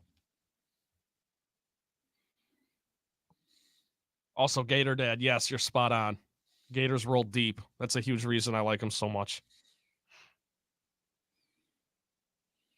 They got 10 guys that could get minutes on any given night. A lot of people like that hire when they hired him. They thought it was bold. They thought he was one of the next great young coaches. That's the direction the sport's going in.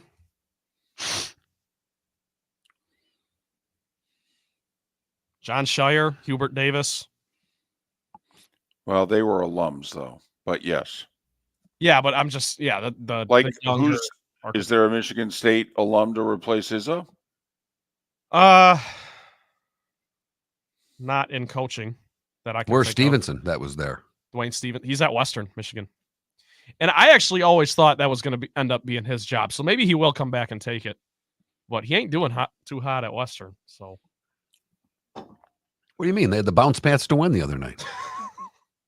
I wanted, you know who I want is Drew Valentine from Loyola. Okay. Denzel's brother. All right, here we go.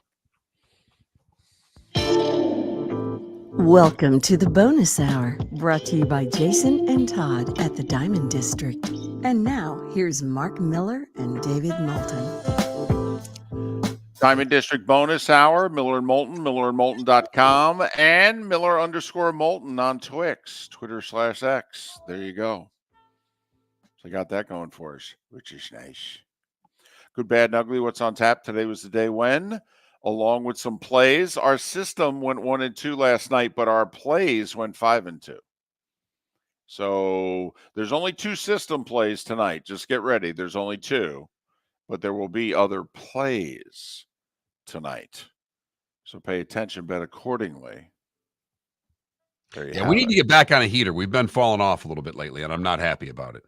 Well, I mean, our system didn't have a heater last night. Miller and Moulton and Trent were pretty good last night. Hell, if you include Trent, he even went with the Pistons.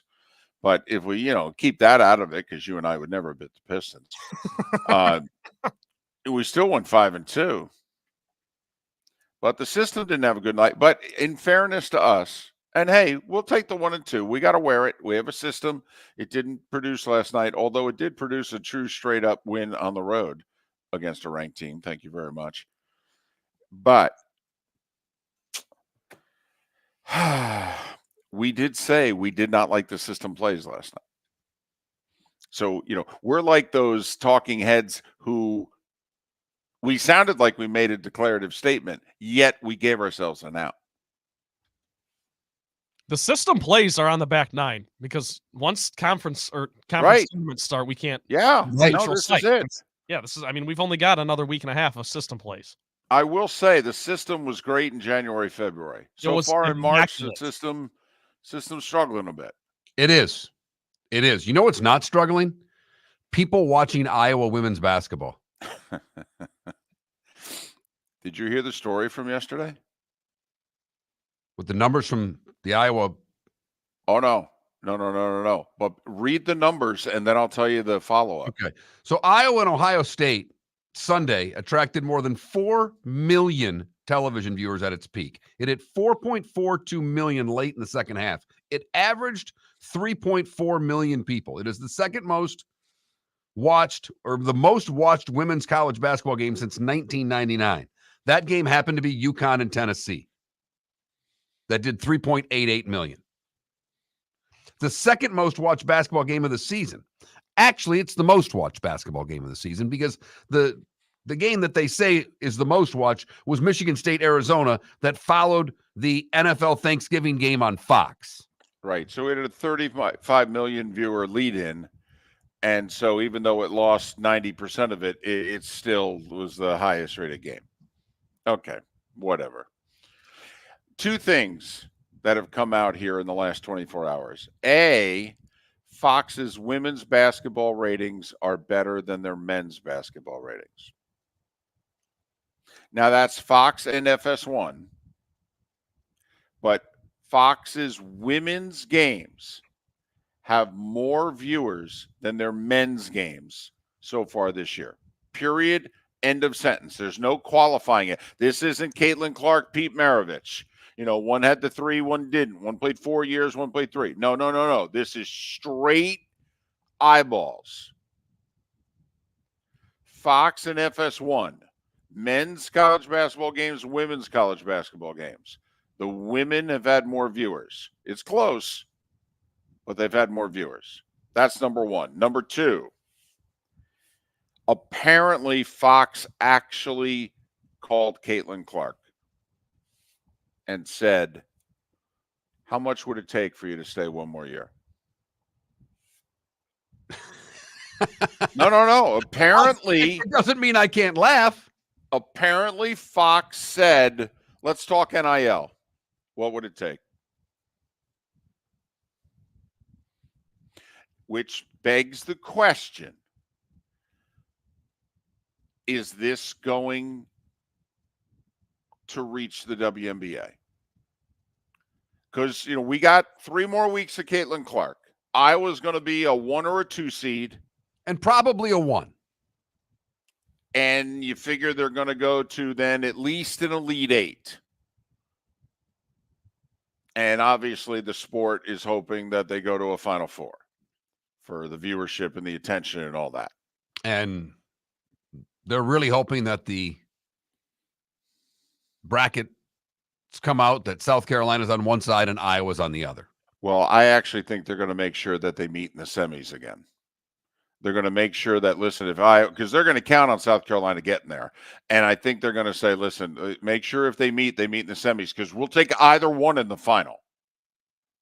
I'm willing to bet a large amount of money they do exactly what they did last year. They met in the semis last year. Undefeated South Carolina, Caitlin Clark, and Iowa. I'll take the bet for a lunch. I think they're going to be on opposite sides so that they meet in the final this year. Okay, and I think they won't roll the dice that Iowa can get that far. They won't count on them getting 5 wins because the women's game is top heavy. I mean, South Carolina may be in their own league, but let me tell you, 2 through 7 is terrific. No, you're right. I mean, as evidenced by Iowa losing games this year, and they battled with Ohio State in each one. So, yes. I mean, 3 of those other 5-6 teams are all in the Big Ten. Ohio State, Indiana, and Iowa are all tremendous. They're all 3 of the 6 best teams in the country. But anyway, so it's funny. I want to put that in at some point as a poll question in the next couple of weeks. If you're watching Caitlin Clark, will you watch her in the WNBA? Because it is the story that I am as fascinated about going forward, looking ahead, as any in sports right now. Because she is a phenomenon. When they are talking about Caitlin Clark on the driving range at country clubs, she has done something that no other women's player has ever done in my lifetime, David. Gotten old white guys to talk about women's college basketball. That doesn't happen.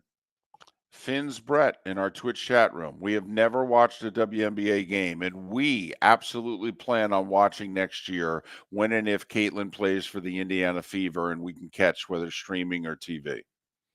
And by we, he means he and his wife. Okay, there you go.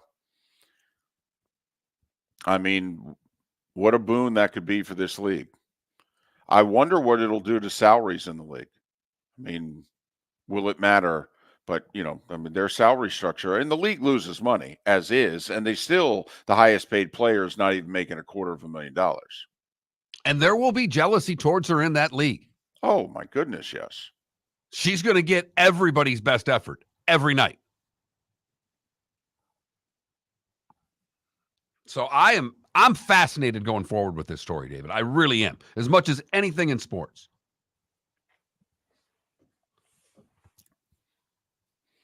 But yeah, so that's how much of a phenomenon Caitlin Clark and Iowa are, that because of the number of games that they've aired, that the women's basketball ratings are better than the men's.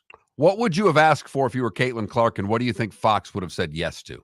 Well, I think Fox would have signed a blank piece of paper. I'm not joking. I think Fox would have gone as high as $5 million. So funny, because that's the exact number I had in my head. You want me to play for another year? $5 million. Add that to what she's making at Iowa, which is what, 3.5? But I really believe that Fox would have.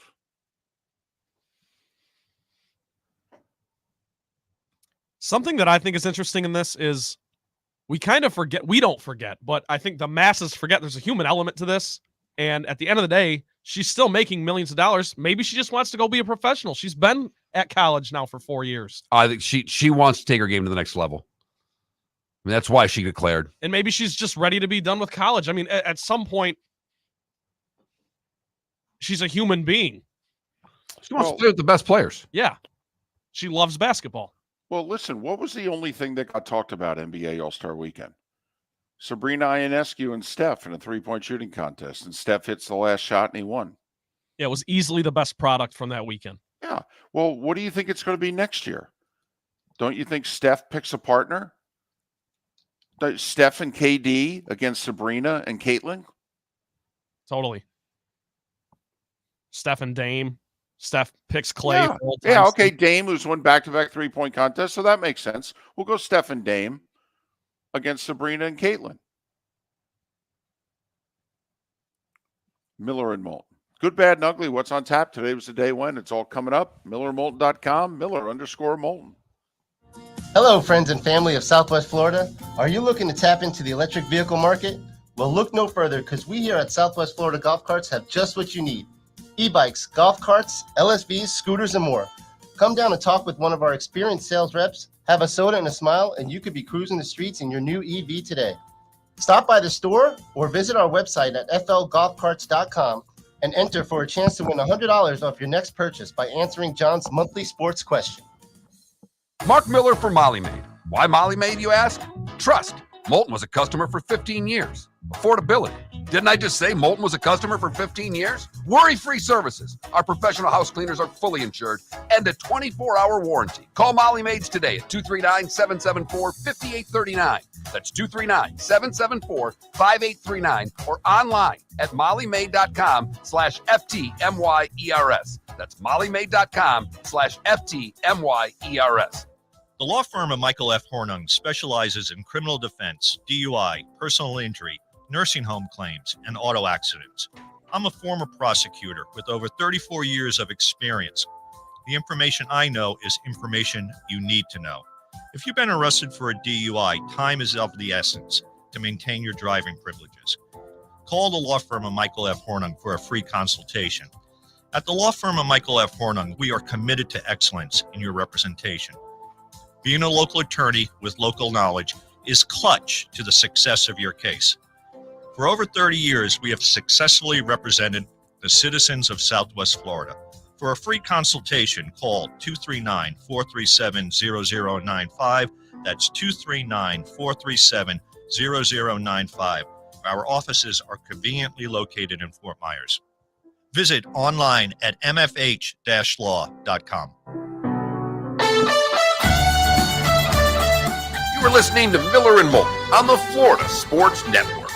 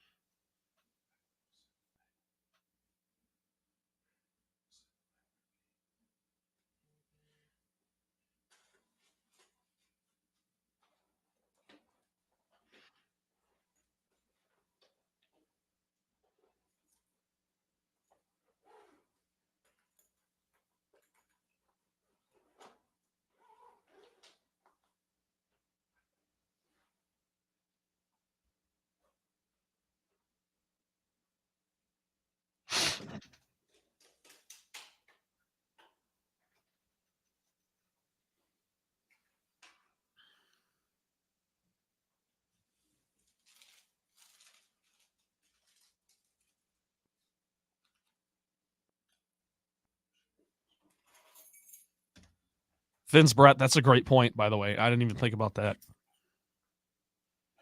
She's dating Connor McCaffrey, and he's an assistant for the Indiana Pacers. So there you go.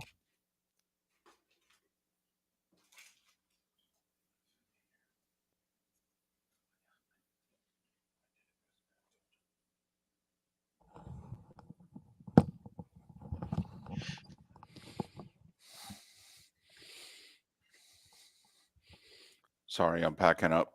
I figured as much. Yeah. You blowing right after? I got 700 miles. The team left, and they flew to Orlando. So even if I had to travel with the team, I'd be on my own going home anyway. I'd have to take an Uber to an airport. I'd probably have to either Lexington, Louisville, or Cincinnati. I had no idea if I could. I don't think there's a direct out of any of those three airports to Jacksonville. So, because with the team getting Stetson into land, they are flying directly. They took the bus to Cincinnati and they're flying direct to Orlando. I hear you, buried in bourbon, but the problem is that those are full of sugar. So I would be doing the low-cal tequila and Fresca. I'm with you. That's fair enough.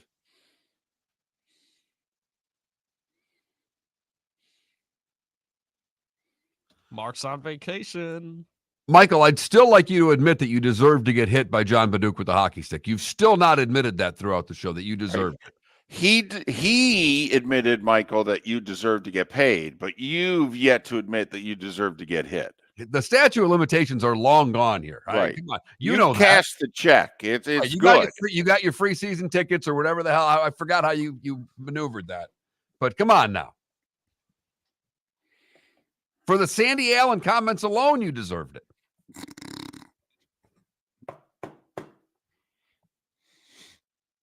You know I'm right. Funny is funny, though.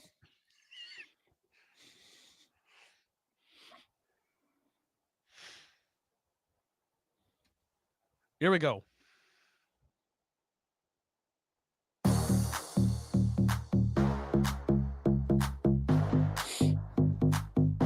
Welcome to the bonus hour, brought to you by Jason and Todd at the Diamond District. And now, here's Mark Miller and David Moulton. 22 minutes until the top of the hour, 16 until we're out of here. The final segment of the Hump Day edition of Miller and Moulton. It is the Diamond District bonus hour. Thanks for listening.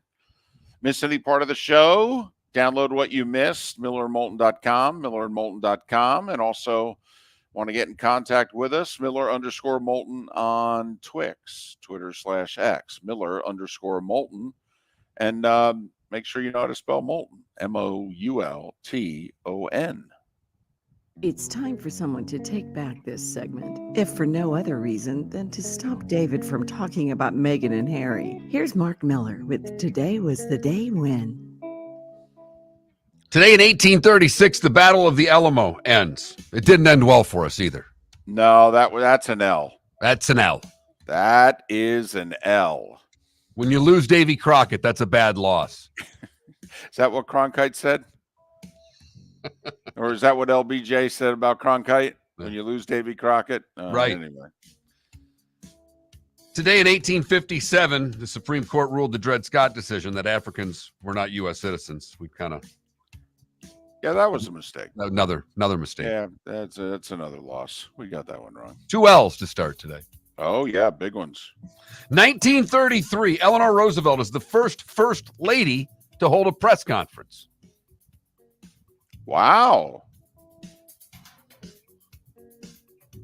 What did she talk about? It didn't say. I have no idea, but I mean, if she came out and started talking foreign policy, now I'm interested. Today in 64, Cassius Clay becomes Muhammad Ali. What's my name? 1965. This one's for your mom, David. My Girl by The Temptations hits number 1. Oh, that'll be in my head all It should be now. Today in 78, Larry Flint was shot. Speaking of Cronkite, today in 81, it was his final Newscast is the anchorman on CBS. Today in 83, the USFL kicked off. It was working. It really was. It is so difficult to imagine that now. But I mean, it was working. It was perfect. David, it was working so much that I have told the story before, but I went to a Catholic high school. After ninth grade, the 3 Catholic high schools in my town merged. And long rivalries, and they had to come up with a name. Panthers ended up being the name of the high school that I graduated from because of the success of the Michigan Panthers. Of the choices that were there, we went Panthers, and it was because of the USFL team. I mean, think about that. Detroit had the Lions. The Michigan Panthers were thriving. Philadelphia had the Eagles. The Stars were doing great with Jim Mora. You know, Tampa Bay had the Bucks. The Bandits were doing fine. The Generals played where the Giants played. They were drawing 50,000. Today in 85, Mike Tyson's first professional fight. It would last 1 minute and 47 seconds as he KO'd Hector Mercedes. The movie Lethal Weapon was released today in 87. And Ray Bork was traded to the Avs today in 2000. Michelangelo, Casimir Pulaski, Lefty Grove, Lou Costello, Ed McMahon, and Willie Stargell, all born today. David Gilmour from Pink Floyd is 78. Rob Reiner is 77. And Shaq is 52. What did I miss, David? Wow, you went all the way back to Michelangelo for birthdays. That's old school. That's a man. full. And every time I see it, like, did they really knew what day he was born? Or are they just guessing? I mean, you want to talk about presidential administrations. I mean, Bayer patented the aspirin today in 1899. You think about it. I mean, 125 years later, kind of a big deal. It is. The official sponsor of fans' hearts. I just, you know. By the way, they lost their patent. It expired during World War I. So, all right. And then, you know, like their assets got seized and what have you. It's a fascinating story. But anyway, so the aspirin was patented 125 years ago today. There, you got your Michelangelo. I got the aspirin. You've heard folks elsewhere mock Florida is gonna Florida. Well, Mark Miller sees it differently. He calls it the good, the bad, and the ugly. What you got, Mark? For the good, we go to Maryland, where a man left his Powerball play slip with his favorite personal numbers in his vehicle when it was in the shop. So he had to change plans for the February 17th drawing. Said he couldn't get to it, so he bought a ticket with a quick pick. Cashed for $150,000. You know why? Because your numbers suck, dude. I know this guy who's been playing the same numbers for 15, 18 years, at least. Before that, his late father-in-law played them for many years before that. How are those numbers doing for that person? They're doing lousy because he's working with me every day. I was going to say, I'm looking around going, man, it sounds an awful lot like me. Is he talking about, he can't be talking about me. We go to Arizona, where Mylan Watt was sitting in a parked car with her boyfriend, and she heard a little rattling. She thought things were going to get frisky in the car, but before she'd looked, she turned around and looked at the back seat and realized that it was a rattlesnake in her back seat. Oh, snap. No, rattlesnake. Apparently, she was driving around with a snake in her car for about a week before she noticed it. Man. And finally, the ugly. We go to Pittsburgh, where the Pittsburgh area naturalist has rented out the Kraft and Ingram lanes in Pittsburgh for its upcoming Balls Out bowling event. Excuse me? It is exactly what you think it is. Bowlers will be able to roll in the nude at the Balls Out bowling event. Holy mackerel. Nudity is required with the exception that women can wear bottoms, the group has said on its event page. Please bring a towel and a bag for your belongings. Anyone who wants to bowl in the Balls Out bowling night needs to purchase a $25 ticket in advance. Now, I don't know when the last time any of you were in a bowling alley was, but of all the places that you'd want to see nudity, next to a Waffle House, the bowling alley might be the last place you want to see nudity. It's not in the top 500. No.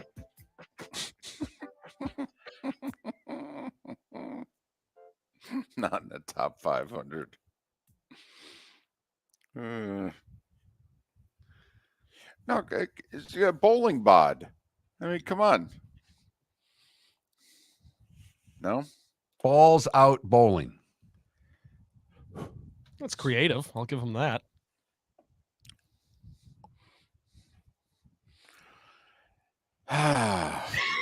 No, I thought of a couple things to say, and I just said, how about them NBA games tonight, huh? What's going on in the association, David? 8 games, the Magic in Washington, the ESPN double dip, Clippers and Rockets. That's boy, James Harden returning to the scene of the crime. That'll draw him in. Milwaukee Golden State at 10 o'clock. So they'll ball out in that game, but they'll have clothes on.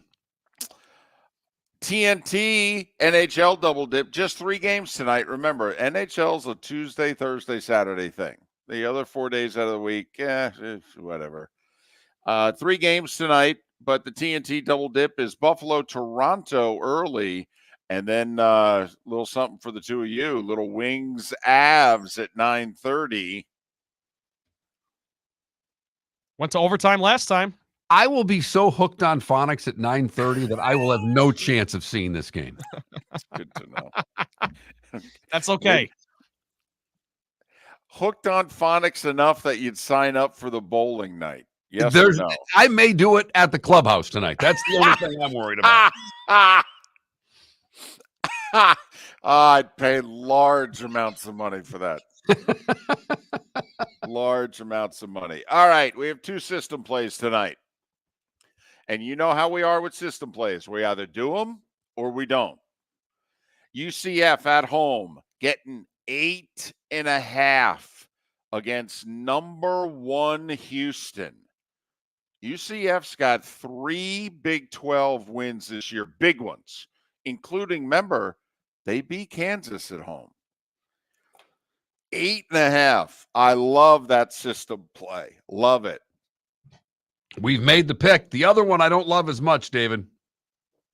It looks bad on paper. I got to give you that. Number 22 ranked Utah State is at San Jose State. San Jose State is, I think, 11th in the conference. They're getting 10.5 points at home tonight. We have blindly made the bet.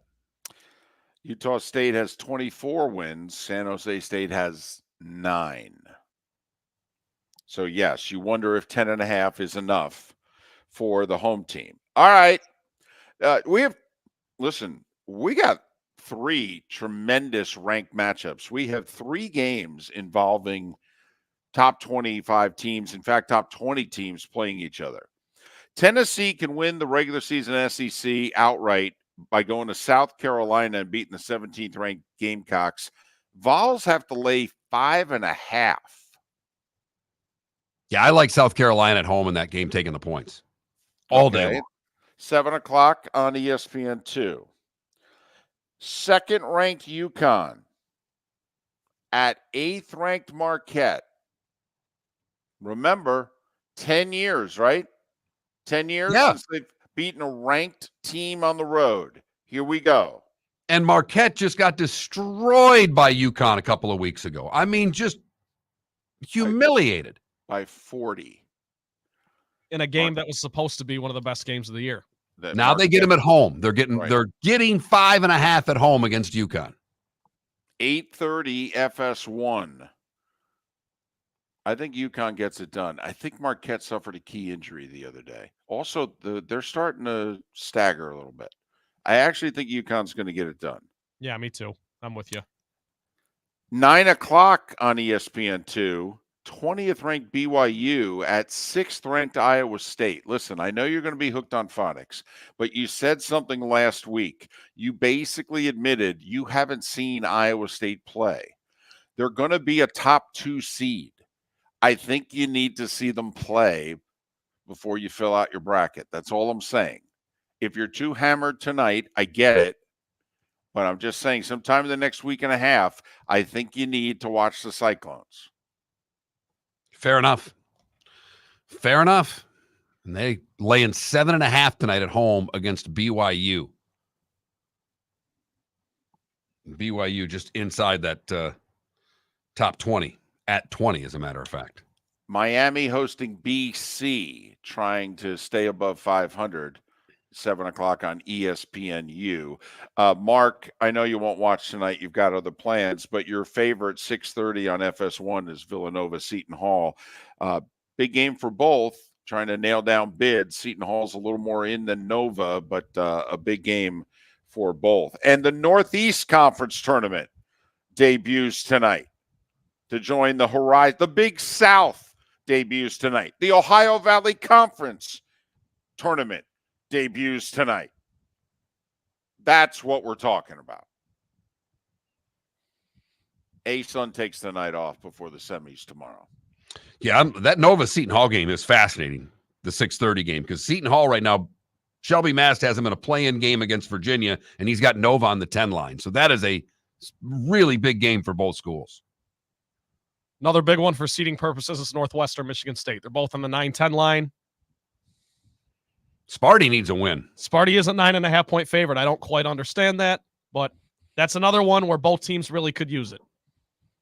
And you could argue both teams absolutely need it to make the tournament. So there you have it. Boys, have a great couple of days. Will do. We will. I will not answer my phone. David's going to be so sick of me by the time the weekend comes around. I want a bell for every Detroit/Michigan reference. That's what I want. I'll put the over-under for the 2 days at 106.5. It's so funny you said that because the first number that came to my head was 138.5. I would like a bell. When he brought up the bad Michigan State big man yesterday, yes, that's when I said, oh boy, now he's really lost point of reference here. Two of you have a great day. I'll be back on Monday. They're going to do this whole thing again tomorrow morning without me. The law firm of Michael F. Hornung specializes in criminal defense, DUI, personal injury, nursing home claims, and auto accidents. I'm a former prosecutor with over 34 years of experience. The information I know